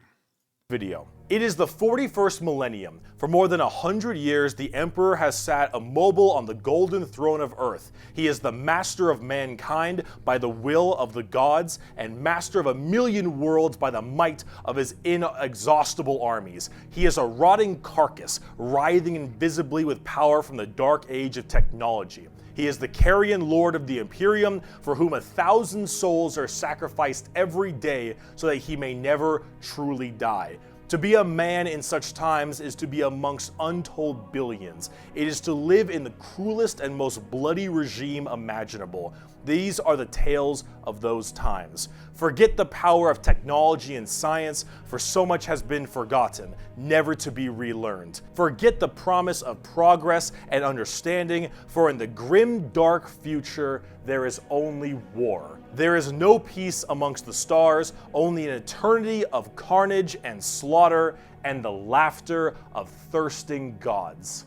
I want to know, how did that god get dead? Like, I need a video explaining how that god ultimately kicked the bucket. Because why do they have to keep him alive? Is it a man that once lived and then through technology found a way to live forever, but needs the souls of other humans and actually to live forever? Or is it a god, and is that, like, is it a god that got destroyed? I don't know what the fuck it's all about. Someone says Horus here. I don't even know who the fuck Horus is. Everything blows. And it blows fucking hard. Warhammer is probably the most dark and depressing universes ever in fiction, or at least like top 3. Everything is so absurdly horrible, destructive, or overpowered that it all. Search for, I don't know, YouTube based channel for 40k. Curious, thank you so much for the first time chat. Really appreciate that. You're more than welcome to link some videos in Discord in the content suggestions if there's videos that you think do a good job of explaining the lore. Because yeah, we do sort of go on a month monthly bend where we watch a couple of Warhammer videos, and then the videos are meant to explain things, but I usually end up more confused by the end of them than I actually get an explanation of what the fuck is going on in this universe. But hey, you know, it's a learning experience for everyone. All kind of ends up canceling itself out. It's like Dota. War rages across the galaxy. Interstellar travel is only possible due to sacrificing 1,000 souls a day to a rotting carcass of a man who you believe to be your god. Demonic gods and just demons tear open the fabric of reality on a whim. Other Xenos or even other humans end up killing each other in untold billions across the galaxy. It is a time of unending war, slaughter, and a bloodbath amongst everybody. Planets are deemed unrecoverable and are completely destroyed on a whim. Everything sucks, but that's like the charm of it. See, everything in Warhammer is evil, but being evil is kind of fun. Like, so they don't just try to take planets. They don't try to capture planets. They just destroy it. Just fuck it. Yeah, playlists are fine too. Humanity, in its own right, is a xenophobic, prejudice, and religious zealot group that kill each other just as much as they kill all of their enemies. And they're like mid to high tier evil on the evil scale of Warhammer. Nobody is good. No matter who you are, everyone is some flavor, some color of evil. Whoever you pick, you are going to be the bad guy. But that's the fun of it, because being the bad guy is badass. It's actually a nice way to go with it, right? You don't have, because good guys tend to suck. Look at most games that have good guys and bad guys. No one plays the good guys, everyone plays the bad guys. So if you want to make sure that everyone plays everything, you just make everything levels of bad. So just more and more bad shit, regardless of what you play. Villains are cool. I like that. They look cool. They got cool outfits. They got cool weapons. They got cool armies. Villains are cool, man. And when everyone is a villain, everyone is pretty cool. That's what makes this so charming, is that everyone can be the bad guy. So let's start off talking about the main bad guy, quote unquote, the Imperium of Man. It's hair, whack. It's gear, whack. The Imperium of Man is the main empire of the human race. All of humanity is under this one flag called the Imperium. And about 10,000 years ago, there was a man. He was the emperor of mankind, a 10-foot-tall psychic demigod who led humanity across the stars to colonize tons and tons of worlds, create super... Who's this again? Is he called Imperium? Or Imperius, or whatever. Who's this demigod guy that stands 10 foot tall? This is the Emperor. This is the... Okay. human soldiers and really bring humanity into a new age. This man, the Emperor of Mankind, was a Psyker. And a Psyker is like a magician of sorts. In the world of 40K, there is the Warp, the Immaterium, kind of like Hell, but sort of like a purgatory dimension of Hell. And a Psyker is someone who can take that power and manifest it through their mind to use it to do stuff, like witchcraft stuff, magician stuff, spells, and lots of other things, but we don't want to get too into that. The Emperor, big boy Psyker. Top tier, A+, maybe even S. Now the Emperor created a bunch of sons. Yes, created a bunch of sons known as the Primarchs. He created 18 Primarchs to have them lead all of the different legions of humanity to the different stars and plans to help colonize and bring it out. These Primarchs are basically like little versions of the Emperor. Not all of them are Psykers, but a lot of them are very, very powerful, and they lead his special Space Marine legions. Then this big clusterfuck happened called the Horus Heresy, where the Emperor's favorite son, the Primarch, Horus, ended up joining Chaos and leading 9 of the 18, half of his Primarchs directly to Earth to fight down the Emperor himself. Now, if you want to know what Chaos is, remember what I mentioned earlier, the Warp, that Immaterium, the hellish place? In there relies the 4 Chaos gods. Imagine like Satan and 3 other Satans. The Warp being kind of evil, those Chaos gods, that's the reason. This is Khorne and those Chaos guys. gods manipulated Horus, and then Horus helped manipulate all 8 other Primarchs to lead this giant coup directly on the Emperor on Earth. And they fucked up shit. After this huge civil war, Horus died, but not before brutally wounding the Emperor, and right at the end of his life, they put the Emperor on this large golden throne on Earth, in which he is now alive, just barely, but slowly rotting away, powering something called the Astronomicon, so long as he stays alive, and is fed 1,000 people a day. The Astronomicon is like the... Dude, that is the darkest shit I've ever fucking heard of, bro. Like, Jesus. Oh my God. North Star. If you want to do interstellar travel in 40K, you need to pass through that demonic warp I mentioned earlier. But how do you know where you're going? Well, the Emperor is there putting a nice little navigator right there. He helps navigate you to know where you're going. If you want to go from Earth to some crazy solar system across the way, you need to go through that warp, and then you need to know where you're going, go through there, and pop your way out. It's like doing nether travel in Minecraft, so you can shorten the distance between going to areas. So long as the Emperor is alive and being fed 1,000 people a day to stay alive, you can do that.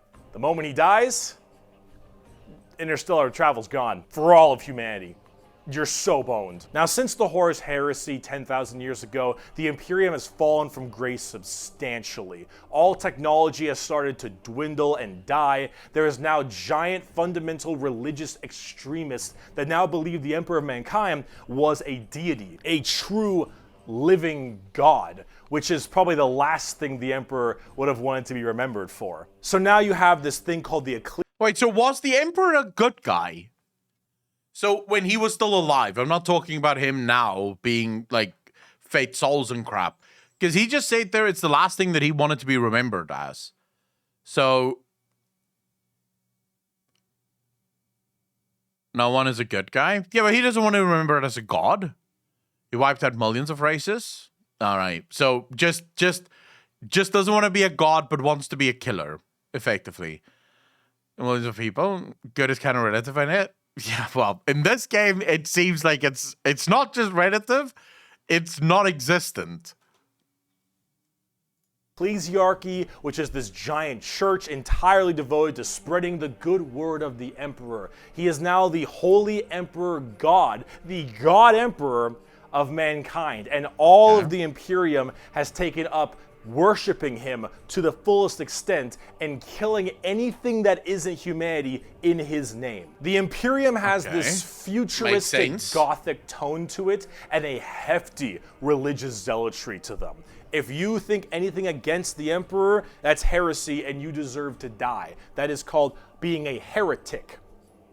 heretics die in 40K. There is no such thing as freedom of religion. There is no such thing as freedom of speech, so long as you are against the Emperor. There is no such thing as any kind of tolerance. Everyone is a religious zealot. Some more than others, but especially no this what, guy. Who the fuck's that guy? You're preaching that good word. So right now, everyone in humanity is trying to expand their empire across the stars. If you are a heretic, someone who doesn't believe in the Emperor, you are deserving of death. If you believe in the Chaos Gods, you are also a heretic and you deserve death. If you are an alien race of any kind, you are a filthy Xenos and you deserve death as well. So long as the murder continues and humanity expands. But what if there was an alien race that believed in the Emperor?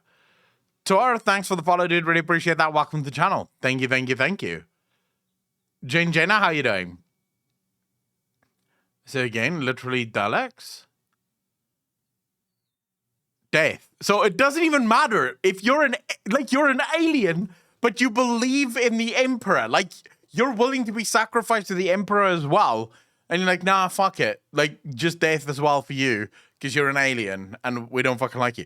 Okay, so the 1,000 souls that they sacrifice to the Emperor, are these human souls or are these alien souls? With the Warhammer Universe, Zalak, yes, this is where we are right now.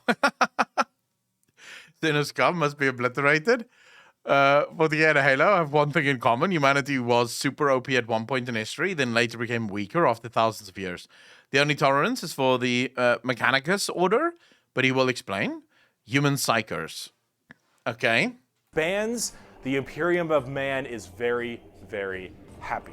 However, the largest fighting force of this Imperium is my personal favorite faction, and the first faction we will discuss, the Astra Militarum, or also known as the Imperial Guard. Pretty shit now, man. You finished? That's it, man. Game over, man. The Imperial Guard is the main fighting force of the Imperium, and in a world of horrifying creatures, galactic monstrosities, the literal demons themselves breaking through the fabric of time to kill you, the Imperial Guard are untold billions of regular men and women wearing modern day like flak armor with a laser rifle. This is the humble las gun, the main weapon of the Imperial Guard. It fires superheated plasma lasers at an extremely fast fire rate. It is reliable, never jams. It can blow off limbs, giant holes in concrete. It is overall an extremely devastating weapon in modern day. It is one of the weakest in the 40K universe. Yeah, a laser rifle that never jams, it could blow off limbs, one of the weakest weapons. That's the world we're in right now. But who cares? But then why is that your favorite faction? The Imperial Guard has, in each battle, 500,000 of these men and women. 30,000 large armored tanks, 10,000 artillery batteries. The Imperial Guard wins through sheer numbers and firepower. They kind of have this World War I, World War II style aesthetic with legions of guardsmen as well as high company commanders and generals on the field along with them, and multiple kinds of troops. A normal Imperial Guard battle starts off with artillery, long lines of artillery, cracking the crust of the planet underneath the enemy's feet. And as this barrage continues, hundreds of thousands of guardsmen, a sea of guardsmen surges forward, firing and charging at everything possible while the planet rumbles as tanks roll up behind them. Gunships block out the sun and tanks block out the dirt with the steps and hoofprints of millions of guardsmen. It is through numbers and sheer sundering firepower. They are the first and last line of defense for the Imperium and make up a huge bulk of the battles. The Imperial Guard is also made up of tons of different kinds of regiments. The Catachin Jungle Fighters live in a death world that's more hospitable than almost any firefight they'll ever get into. So they just have this steroid-looking, giant knife, Rambo Predator-looking sons of bitches where nothing is anywhere near as scary as a simple knight on their home planet. You have the Valhallan Winter Soldiers who haven't felt their toes in 300 years, the Mordian Iron Guard who are more interested in making their shoes shine than actually fighting a battle, and then of course the big one, the Cadians from Cadia. Wait, what happened to Cadia? Why does that planet look like Sargeras was there? Like, that planet looks like Sargeras visited it. It blew up. How the fuck did it get blown up? Like, in war, or did they do it themselves? The biggest export of guardsmen in the... Why would you blow up your own planet? Like, was this some religious bullshit, or did they just go, fuck it, let's just blow it up ourselves? Screw this planet. Mind, these are humanity's fodder forces. Humans have way more OP factions. Cadia still stands. Heretic on it. They blew up a planet because there was a heretic on it. Entirety of the Imperium. You will fire your first gun at 5. You will disassemble and reassemble it at 10. You will have pounding artillery drills day in and day out at 15. And you'll fight your first Swarm Lord at 16. And if you mention Cadia, you will burst into an unrelenting amount of tears and sadness like I do daily. To quote, I have at my command an entire battle group of the Imperial Guard, 50 regiments including specialized drop troops, stealthers, mechanized formations, armored companies, combat engineers, and mobile artillery. Over 500,000 fighting men and 30,000 tanks and artillery pieces are mine to command.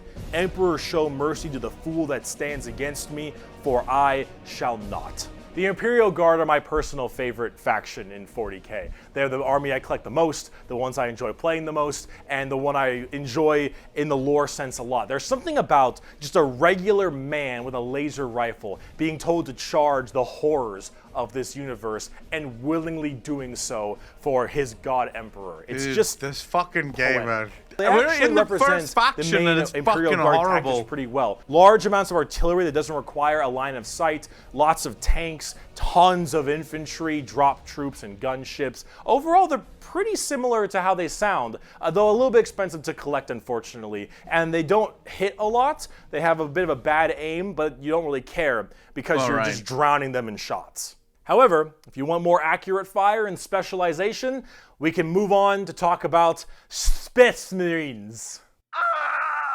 The Angels of Death. The Angels of Death are up next. Space Marines are genetically engineered super soldiers and superhumans. They're given extra organs, their skin tissue is toughened, their bones are stronger, they're taller than the average person. They're pretty massive people, and these are the specialized super soldiers that carry out a lot of the more specific tasks for the Imperium. And there's tons of legions of them. In fact, there's one per Primarch. Each Primarch, the Emperor's son, as I mentioned before, oversees their legion of Space Marines. The genetic upgrade they get is based on the genes of said Primarch. It's something called a gene seed. That's what brings them up to this like superhuman level. As stated, each Primarch has their own legion. Robot Girly Man has the Ultramarines, Jagatai Khan has the White Scars, Rogel Dorn has the Imperial Fists, Corvus Corax has the Raven Guard, and there's a whole bunch of other side sections that are also extremely interesting and have a little bit more of a twist on the... So, the Primarchs that rebelled against the God Emperor took their legions of Angels of Death, and their legions of Angels of Death now serve the Chaos Gods. But why would they do that? Because those armies, those legions... Chaos Space... Yeah, but my problem with this is, why would they do that? Considering that they would have also viewed the God Emperor as a god. So why would they turn against their own god? Jenna, thank you so much for the Prime Tip. Really appreciate that. 4 months in a row. Thank you. Very much appreciate that, Jenna, because Sargeras was right. Think of Chaos, kind of like a virus. Chaos is corrupting his power. So the Chaos corrupted them. Okay. Average Space Marines, which we will discuss in a bit. Humorously enough, I don't have a whole lot to say about Space Marines. They're superhumanly fast. In fact, it's been said that nothing that large should move that quick. These men in power armor moving at blazing fast speeds. Their reflexes are faster. Their skin is tougher. They are overall just extremely powerful soldiers. In fact, where they differ comes down to which Space Marine Legion we're talking about. For instance, the Ultramarines done by Robot Gilliman, are the main blue boys, strong in almost every way, the jack of all trades kind of group that are a little bit too strong, and that's a lore problem, but the White Scars by Jagatai Khan are all about speed freaks, go fast. We're talking attack bikes, we're talking land speeders. You want to go in quick, you want to hit them hard, you want them to be swarming around like buzzsaws. I like this. Buzzsaws. With the speed of buzzsaws. Fuck you, Pale King. Salamanders love fire. Fire in the forge, fire in battle. Flamers, melta-guns, multi-meltas. Just so long as something can be burning, that's big. And they're also actually some of the nicest of the Space Marines. A lot of Space Marines have this kind of like holier-than-thou thing because of their genetic strength. However, the Salamanders tend to put human lives above the lives of themselves, which is actually rather rare. They're also all black, but not like just regular black, like 2 a.m. line at a White Castle black. Like they have a charcoal, dark, ashy exterior and blazing red eyes. Apparently something about living on their home planet of Nocturne. They're Bolvar, effectively. I don't know if that makes much sense, but who cares? This is like fantasy land. He did, Zethus, he said that they are infused with a gene, and the genes are made up of the Primarch under which they serve. So he did actually say the traits that they have depend on the Primarch under which they serve. And anyway, overall, Salamanders are actually one of my personal favorite legions because they're just really cool. They're fun to play as because of all their flamer weapons, and they have a nice, like, more heartwarming lore as opposed to being super evil like everyone else is. Oh my god, we're not even a quarter of the way through the Space Marine legions. Imperial Fists believe in the power of the siege and defensive positions. Raven Guards, master of stealth and sabotage while having bird helmets. Iron Hands, masters of machines and vehicles while being really goddamn good at being sold on eBay after one nerf. Space Wolves, Vikings and wolves and tons of wolves and axes, battle axes, fur everywhere. Space Wolves, angry, big teeth. Jesus. Blood Angels, the genetic defect to make them want to drink blood and go crazy, called the Red Thirst. They have Cupid wings and stuff, which is a little bit strange, and they are all super gay for Sanguinius. Dark Angels are old school knights and inner circle theme, and... Are you a heretic? Me? No, never. Once in a blue moon, I know. Death Watch, a fancy anti-Xenos group that nobody plays because Death Watch, and they look cool though, but no one plays them. I don't know. Why wouldn't they play it? Death Watch is a cool ass name. Black Templars, for the people who, if you haven't prayed at least 3 times a day, you're gonna start praying out that airlock, and I'm sure there's some other chapters I may have missed as well, like Crimson Fists and stuff, but those are the main ones right here. Here, quote, from the Emperor himself. They shall be my finest warriors, these men who give of themselves to me. Like clay I shall mold them, and in the furnace of war I shall forge them. They shall be of iron will and steely sinew. In great armor I shall clad them, and with the mightiest weapons shall they be armed. They will be untouched by plague or disease, no sickness shall blight them. They shall have such tactics, strategies, and machines that no foe will best them in battle. They are my bulwark against the terror. They are my defenders of humanity. They are my Space Marines, and they shall know no fear. And on the tabletop, they fuck. Oh, they fuck hard. As of making this video, Space Marines are laughably strong. Dude, that might change at some point, but overall, Space Marines just have it's like a Swiss Army knife. Can the God Emperor talk, anything you or need, is he just completely fucked? A gold-plated Swiss Army knife. It is extremely strong. If you are actually getting into the tabletop of Warhammer, Space Marines are a great start. Also, whatever gameplay style you have, whether you want to be sit back with long range and heavy weaponry, go fast and run in, or even just full melee, all of these options are totally there. So telepathically, but he can't speak. Are super badass. But unfortunately, it's time we start praying to our new god, the 2011 Honda Civic. So is it any wonder people are afraid of technology? Technology! The Adeptus Mechanicus. The Adeptus Mechanicus are a technophile cult on Mars. Now, these people are a little bit weird because they don't actually really believe in the Emperor of Mankind. And you might think, oh, whoa, Berkey, that sounds like some heresy. A little bit. They believe in the Emperor, they believe in his power, but they don't pray to him. They pray to something called the Omnissiah. And the Omnissiah is this kind of machine god that they believe permeates in all machines. And if you think, well, wait a minute, they believe in a different god as well? That sounds like super heresy. Well, yes-ish, but they also make all your guns, and they make all your tanks, and they make everything that you have. So you can't really tell them to fuck off, because you're not going to win nothing if you don't got stuff to shoot people with. See, their Omnissiah at least makes sense from their standpoint. Jesus. They believe it to be a deity that permeates through all machines. Your Honda Civic, your standard bolt gun, your Dune Strider Walker, your giant mechs, your huge ships. The Omnissiah is present through all. And the only reason your stuff works is because the machine's spirit in it says it works. If you want your gun to work, your tank to run, you must pray to it.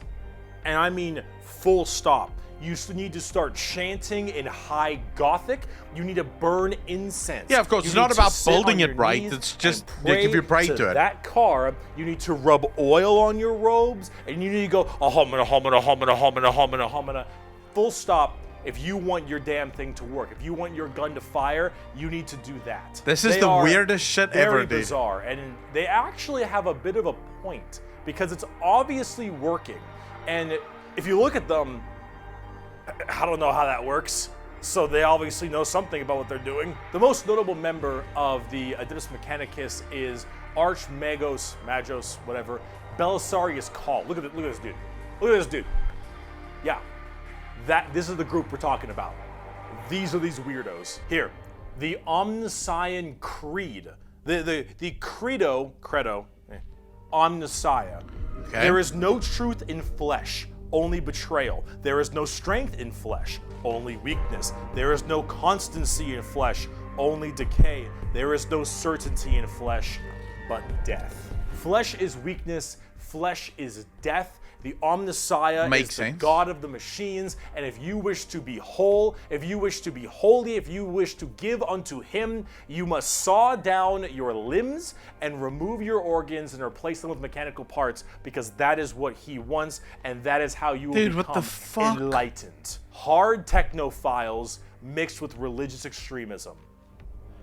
Adeptus Mechanicus. Now, for their army side of things, they are with the Scutari. The Scutari operate with very bizarre weaponry and lots of different kinds of vehicles, tanks, and different people in between. Yeah, they're very weird. That's where I they have fuck this extremely group. wacky and enjoyable, and in fact, quite effective both in the real game and in the lore, weaponry and gear. Overall, as an army on the tabletop, they're very weird and have a whole bunch of different shenanigans.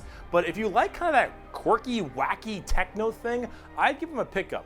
Hell, they're so paranoid. I gotta keep going. They're so paranoid and crazy. These Dune Striders you see right here, one guy was able to make them work. One guy, and he died. And they're so scared they'll never work again that they keep them on and they never turn them off, and they run around in a circle the whole time until they need them, and then they corral it and they go into battle. Yep. The Adeptus Mechanicus. Now, if you want to talk about faith, though, okay. Let's talk about the Sisters of Battle. A simp has fallen for an eagle in Lego City. Adeptus Sororitas. The Sororitas. Sisters of Battle of the Adeptus Sororitas, if that's how I pronounce it correctly, is an all-female group of battle sisters going through the ecclesiarchy section of the Imperium. The ecclesiarchy is, of course, the church. This is, imagine a private army of the church. Okay. Which is scary. And it is. The Sisters are an extremely zealotous force, and they take this to a full extreme. Dude, what the they fuck believe is in in her three mouth? main things: faith, martyrdom, and fire. Through the Bolter, the Flamer, and the Melta, the Sisters of Battle are extremely potent at taking out chaos and heretics. Mainly heretics, because as they are a fighting section of the ecclesiarchy church, that's the big thing they want to kill. Any form of heretic will face the Emperor's justice through those three main weapons, the Bolter, the Flamer, and the Melta, and they will do so with extreme prejudice.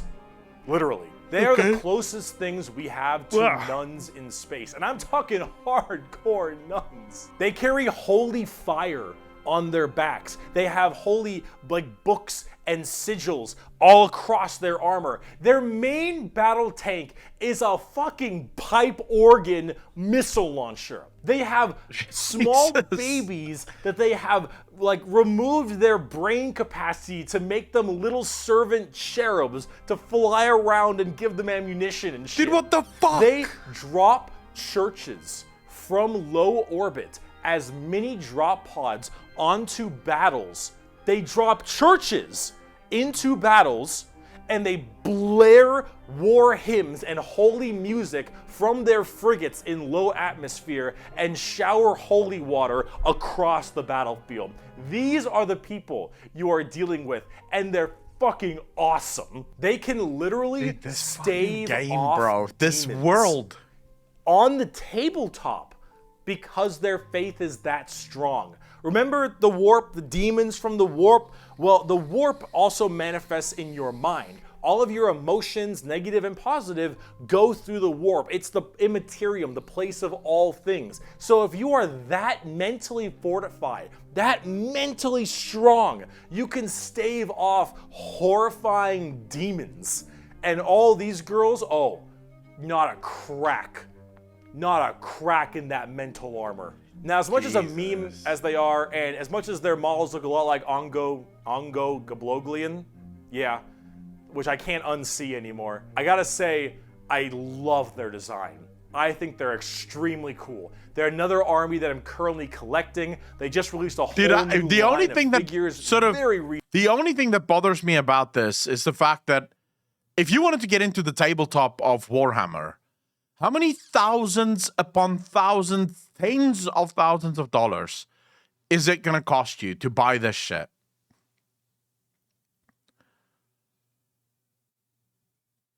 You're gonna go broke, dude. Like, you need all of these fucking things. You'll be broke. Recently, and they look wonderful. Everything from Celestine, the living, literally undying saint from the Triumph of Saint Catherine, which is literally a funeral procession as a model. Those organ tanks I mentioned earlier. This shit is the most over-the-top badassery in a lot of the Warhammer universe, and goddamn it, is it over the top. But Sisters of Battle are so cool. While I'm a guardsman at heart, this is such a cool faction. By Bolter Shell, Flamer Burst, and Melta Blast, the mutant, the heretic, and the traitor alike are cleansed of their sin of existence. So it has been for... Dude, that is next level, right? So most religions, modern day religions at least, wants to punish the sin, not necessarily the sinner. To them, if you are a mutant, a heretic, or a traitor, your existence is the sin. So it's not like you can in any way. So it makes sense what I asked you guys earlier. What happens if you're an alien that sort of wants to serve the God Emperor? As far as they're concerned, if you're an alien, your very existence is the sin. So it doesn't matter what you're trying to fucking serve. You are already a sin just for existing. 5 millennia, so shall it be until the end of time. And speaking of burning demons, I can see the Grey Knights. Here we go. The Grey Knights are the first army I actually collected back in 7th edition. The Grey Knights are a super secretive and much more old school look at power armored knights, except they are all psychers. All of them have that crazy space magic magician shit. For every 100,000 guardsmen, there's one Grey Knight. For every 10,000 Sisters of Battle, there's one Grey Knight. For every 1,000 Space Marines, there's one Grey Knight. Grey Knights are the strongest of the strong, both in mental will and absolute just strength. These are Space Marines that are all high-level psychers, all of them able to specifically do one goal, and that is kill demons. The Emperor believed the demons and chaos were the #1 threat to the Imperium, and he probably is right.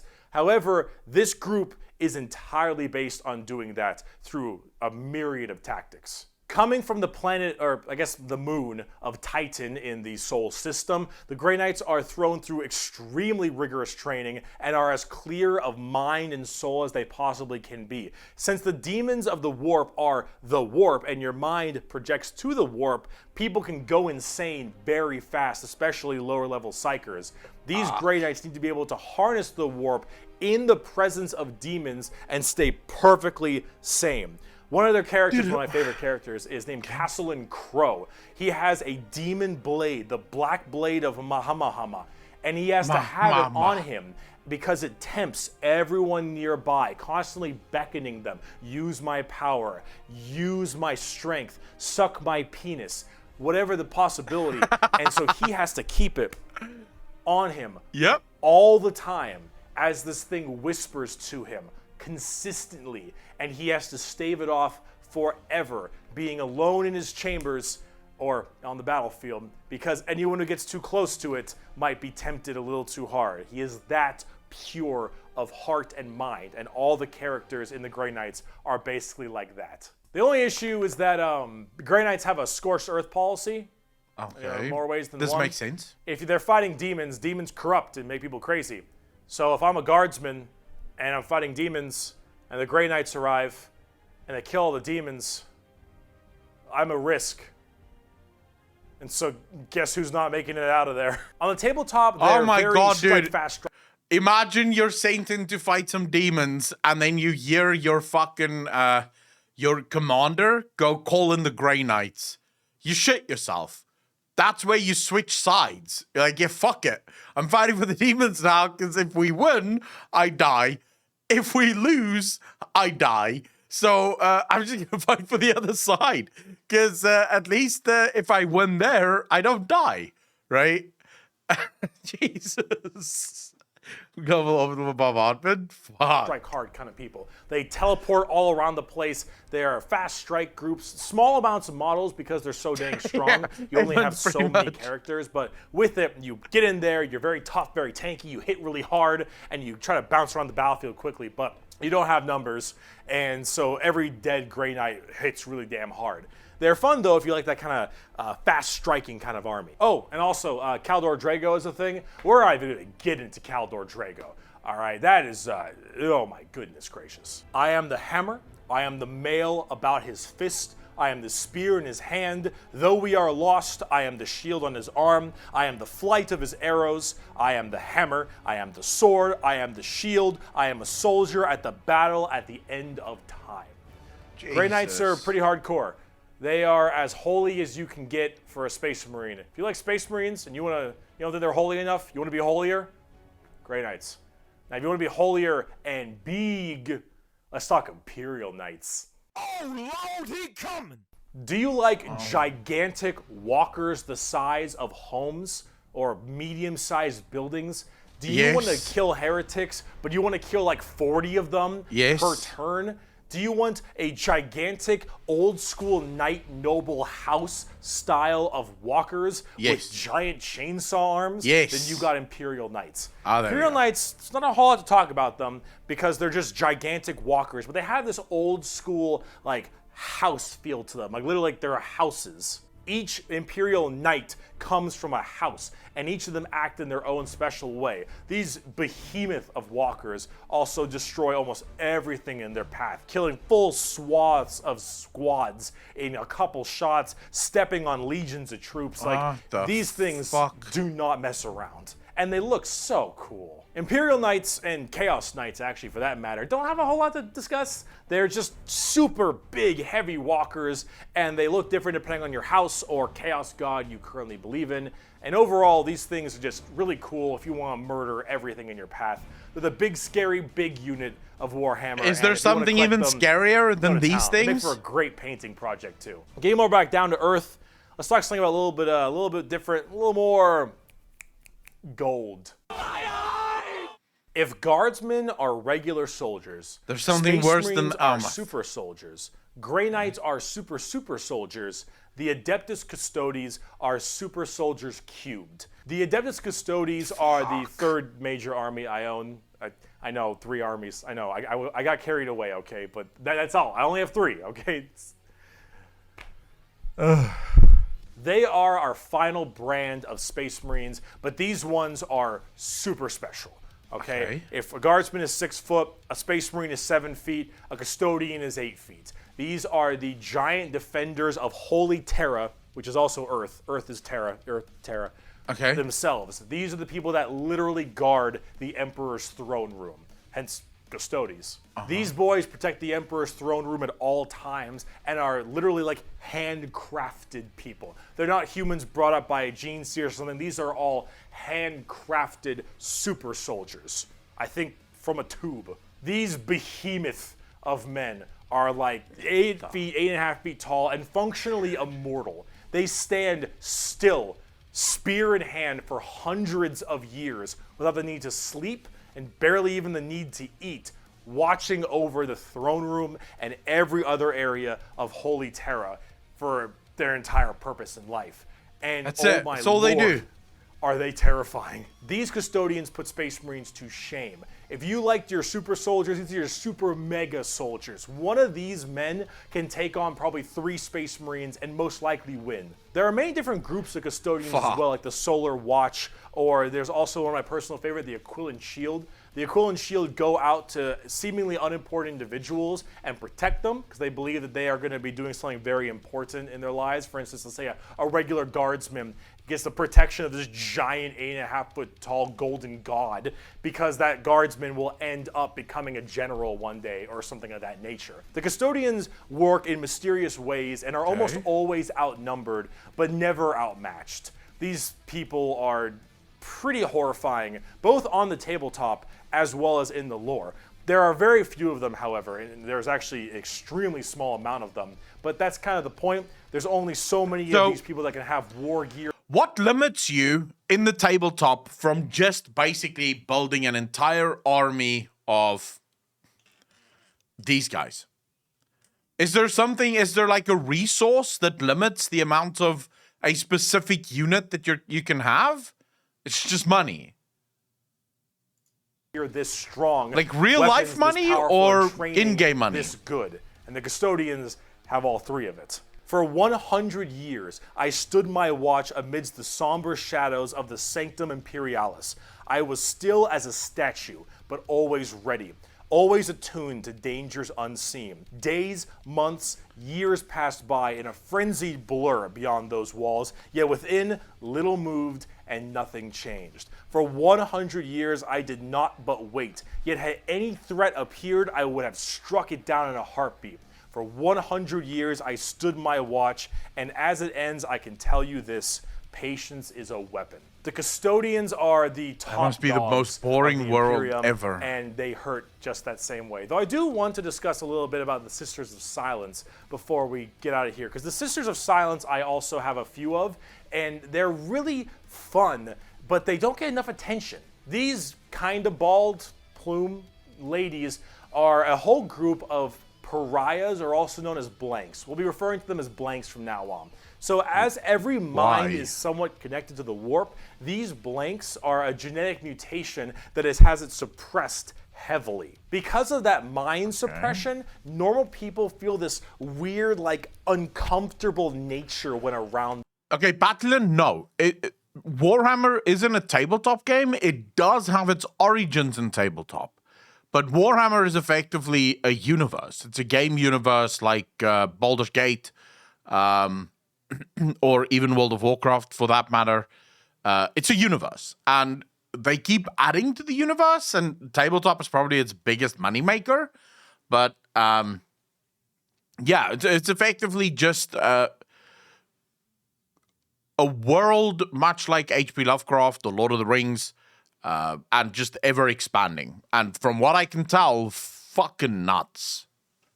When a Sister of Silence walks past them, you feel ill. You feel just uncomfortable and strange. So most of them don't actually live past childhood, because once they are birthed, they're, well, you know, killed or something at a very young age, because they just emit a horrifying aura. These ladies, however, are guardians of the throne as well for more psychic threats. See, none of the custodians are psychers, so they have a difficult time dealing with major demons and other kinds of psychic phenomena. These sisters are extremely specialized in it, all of them taking a vow of silence as they don't speak, hence the term Sisters of Silence, but they communicate through hand gestures and things of that nature. But if there's a demon issue, if there's any kind of warp-based problem, the sisters are extremely adept at dealing with them, thanks to their blank gene. They normally work a lot of time with the custodians because they have to deal with both kinds of threats, but they're not represented that way on the tabletop. In fact, they only have like one real model for them, which is very unfortunate. I hope they'll get some like news soon because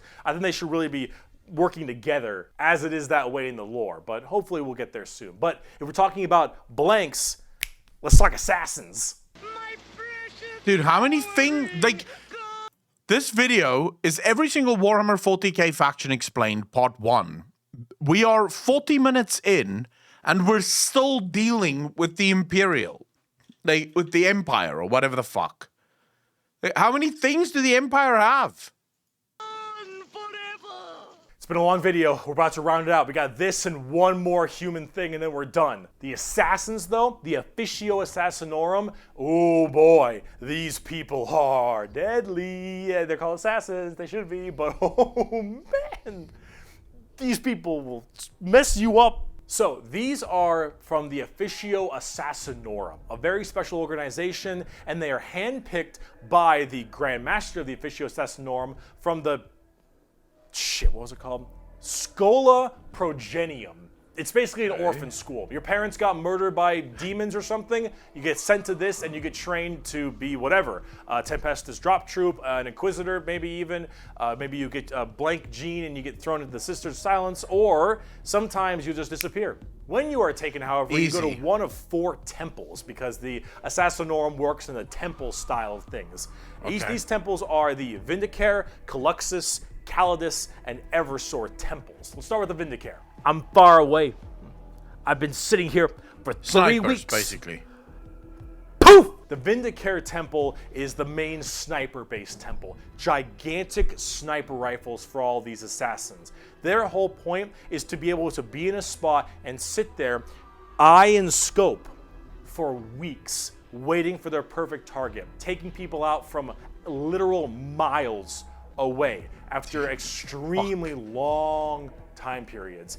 The Vindicare Temple is about precise, perfect aim. There have been reports of Vindicares being able to single out particular body parts from over 2-3 miles away. Temples in the head, the jugular, for instance, and been sitting there after weeks. And when they're ready, take that shot, time is done, packs them up. The Calidus Temple, however, is a lot more about shape-shifting and deviant art. It's mostly a female-based one, or at least it seems to be, and this allows a lot of body augmentation for certain individuals to be able to kind of transmorph themselves and infiltrate areas that are problems.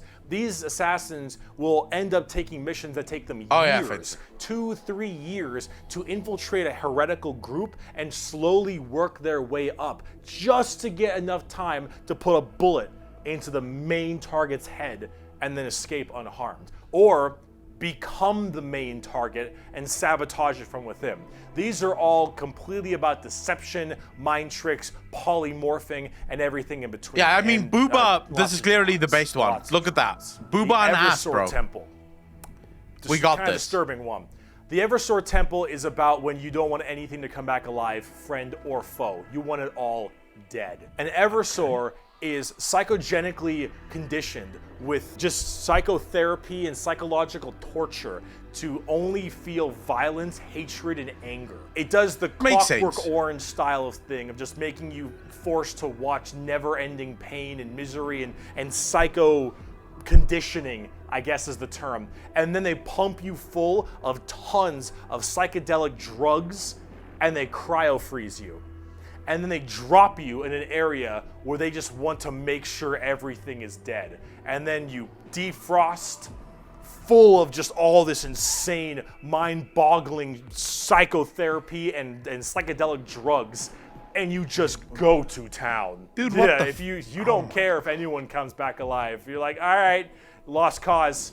Send them in. Finally, there's the most bizarre temple, the Calyxus Temple. The Calyxus assassins are feared even among the other temples. So that blank gene, the people will go to the Calyxus Temple with this as well.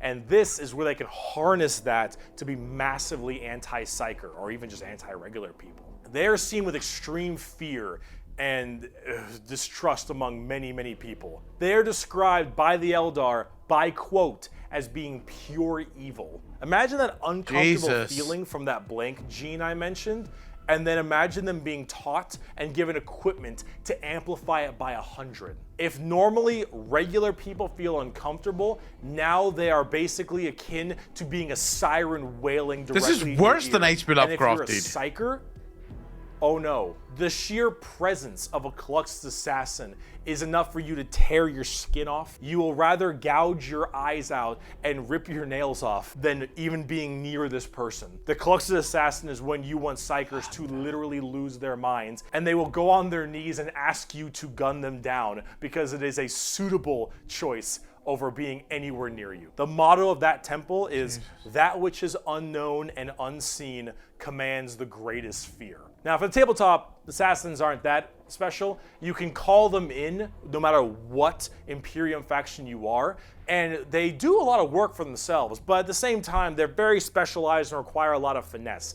And they work the way you generally want them to, though. You want to cause some distortion and weird stuff, you take a Calidus. You want to just murder swaths of infantry and then blow up Eversor. You want to kill that one guy, is the amount of evil psychers, that humans have done. Like, jack of all trades in this fucking universe. Thing you want to kill, and you get to choose which is really fun. But now, let's talk about the last human faction. We can round this video out before we do part 2, the Inquisition. And we have a lot to talk about with them. Okay. Oh boy, where do I even begin with the Inquisition? Take every secret police you can think of. The KGB, the Gestapo, the CIA, FBI, any of these kinds of people. Okay. And then mark it up by about 10 and give them the most power in the entire Imperium. No, you know what? How about this? This right here, it's not just a quote. This is the Imperial motto, the motto of the Inquisition. I apologize for my bad pronunciation. Innocentia nihil probat. Innocence proves nothing. Dude, what the fuck is that? The most powerful organization in the Imperium, the secret police. Jesus. Their number one motto is innocence proves nothing. What the Inquisition goes around like the secret police or like detectives to find issues in the Imperium. And they have different ordos depending on which one we're talking about. The Ordo Hereticus, the Ordo Xenos, the Ordo Malleus, for instance, and a whole bunch of other ones. Hereticus is obvious, they deal with heretics. Xenos tries to find alien threats, and Malleus is demons. They all have different specializations in what they're trying to go for as this Inquisitor. And that's what they're called, Inquisitors. Each of them, as an Inquisitor, has their own free reign to do as they wish. They may have a ship and a crew, and they go out to find problems and interrogate people a lot. They are above the law in every department over Space Marines. Now, the Space Marines might argue against them and stuff, and there might be a lot of blowback, but technically they are above them as Inquisitors. They are looking to investigate and figure out coups and cults and demonic incursions and possible Xenos issues like gene stealers or a new threat coming into an area. They're about learning that stuff and actually doing detective work. And memes aside, they're pretty good at it. The Inquisition having all of this power does make them a little bit power hungry and frantic sometimes. And yes, it is still a bad thing, but most of them are pretty good at their job. And they spend a lot of time being very diligent to make sure that all of these leads they follow are proper and correct. They're basically space detectives with just enormous power and sometimes a bit of a power complex. And we haven't even talked about Exterminatus yet. Do you want to talk about them? Exterminatus. Rascard's next for the first time chatting. Really appreciate. Welcome to the channel. A planet unfit to be saved. I deem that this planet is demon infested, and taking it back will cost too many resources and is not worth it. I have now committed exterminatus on this planet.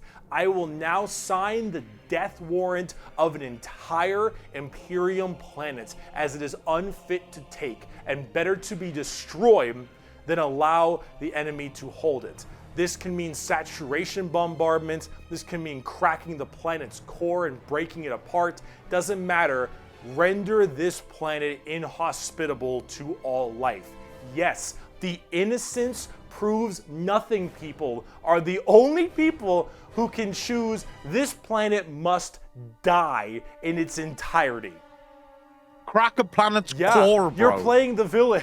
Now, it is memed a lot, but most Inquisitors are very rare to do Exterminatus. Exterminatus is a very crazy thing. There's only so many worlds that you don't want to destroy all of them. Now, naturally, with the memes aside, there are some people who are a little bit rough on this one. But most Inquisitors generally don't like to do Exterminatus a ton, but it is an option they have. And it's a crazy option when you think about it. Secret Police Inquisition are unfortunately not represented on the tabletop very much. You generally kind of put one in your army if you feel like it. You have a couple special options there and some side content, but they're not really fleshed out very well, and personally they need a lot more stuff put in there, and they really need a lot more effort put into them, and they're not quite where I want them to be. Overall, the Inquisition makes for a there are humans and all others are demons. Knife, no. From what I understand, orcs, demons, the fucking works. Like, you imagine a race, it's probably going to be in this game. Wait till you get to the elves.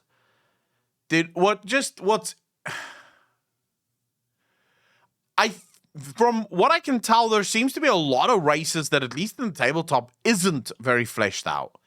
So, is that because there's just too much, and workshop games just don't put enough effort into it?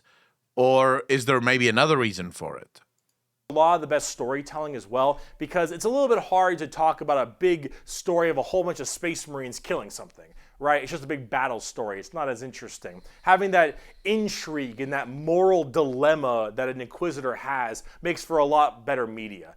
And honestly, the more people do it, I think it's better, because then it adds a little more humanity to the Warhammer horrible, horrible grimdarkness. And wow, we just finished the humans, all right? Come back for part 2 when we talk about Chaos and Xenos, because we got to talk about the 4 Chaos Gods and all the Chaos Marine Legions and the Tau and the Necrons and the Orcs, and oh boy, we got a lot. I'll see you in part 2. Yeah, okay, I'm gonna be honest with you. This universe is nuts, dude. Fucking hell. I see what you guys mean with the, like, everything is just evil. Because on the scale that he provided at the beginning of the video, like, the humans aren't even the most evil. They're sort of like mid-pack evil. Excuse me, citizen, you appear to have had too much to think. This is why so many people want an MMO of Warhammer. If you could make, not even necessarily just an MMO, if you could do a proper RPG of Warhammer 40k, I think that game would be explosively good. But I mean, like, proper, right? So basically, the way that Baldur's Gate and games like that work. So Wizards of the Coast, I think, has a relatively decent handle on how to make their video games and how the video games are allowed to be made. If Workshop Games could get the same level of sort of, I want to say, quality control, because I've seen and I have played one Warhammer game, and it was bad. It was just not a good game at all. So I'm thinking if they could do a proper fucking game with a proper studio, someone like Larian Studios, for example, working on a good RPG for Warhammer 40k, that would be sick. If I heard well, they are doing now a good RPG with 40k. We'll have to see. Space Marine was good. I've never played Space Marine, so I've no idea. For anyone that wants to watch part 2, we're probably going to watch part 2 tomorrow or Sunday, because my power is going out in a bit. Soon. Like, literally within the next 10-15 minutes. I have to switch off. So there's not going to be enough time for part 2. Part 2 is like, I think, 40 minutes or something like that. So even if I didn't comment at all, part 2, we're going to run out of time. And my power will go out before then. But I'm going to, like, the next stream we do, either tomorrow or the day after tomorrow, that's where we'll jump into part 2. Because I need to know something about the Chaos Gods. Especially in the 40k universe. And then we will do fantasy at some point, but Apocalypse, I've already told you, 40k appeals to me much more than fantasy. Fantasy is good. Spectre, how you doing, brother? Fantasy is good, but 40k appeals to me a hell of a lot more. There's just something about the whole, like, futuristic space weaponry battle thing that just gets me. I just love that shit. So yeah, I'm probably always gonna be more of a 40k Andy. This is pretty cool, but it's still getting its foundations built. You can also explore the lore of Vampire the Masquerade. Hey, I'm open to exploring all kinds of lore. I like lore.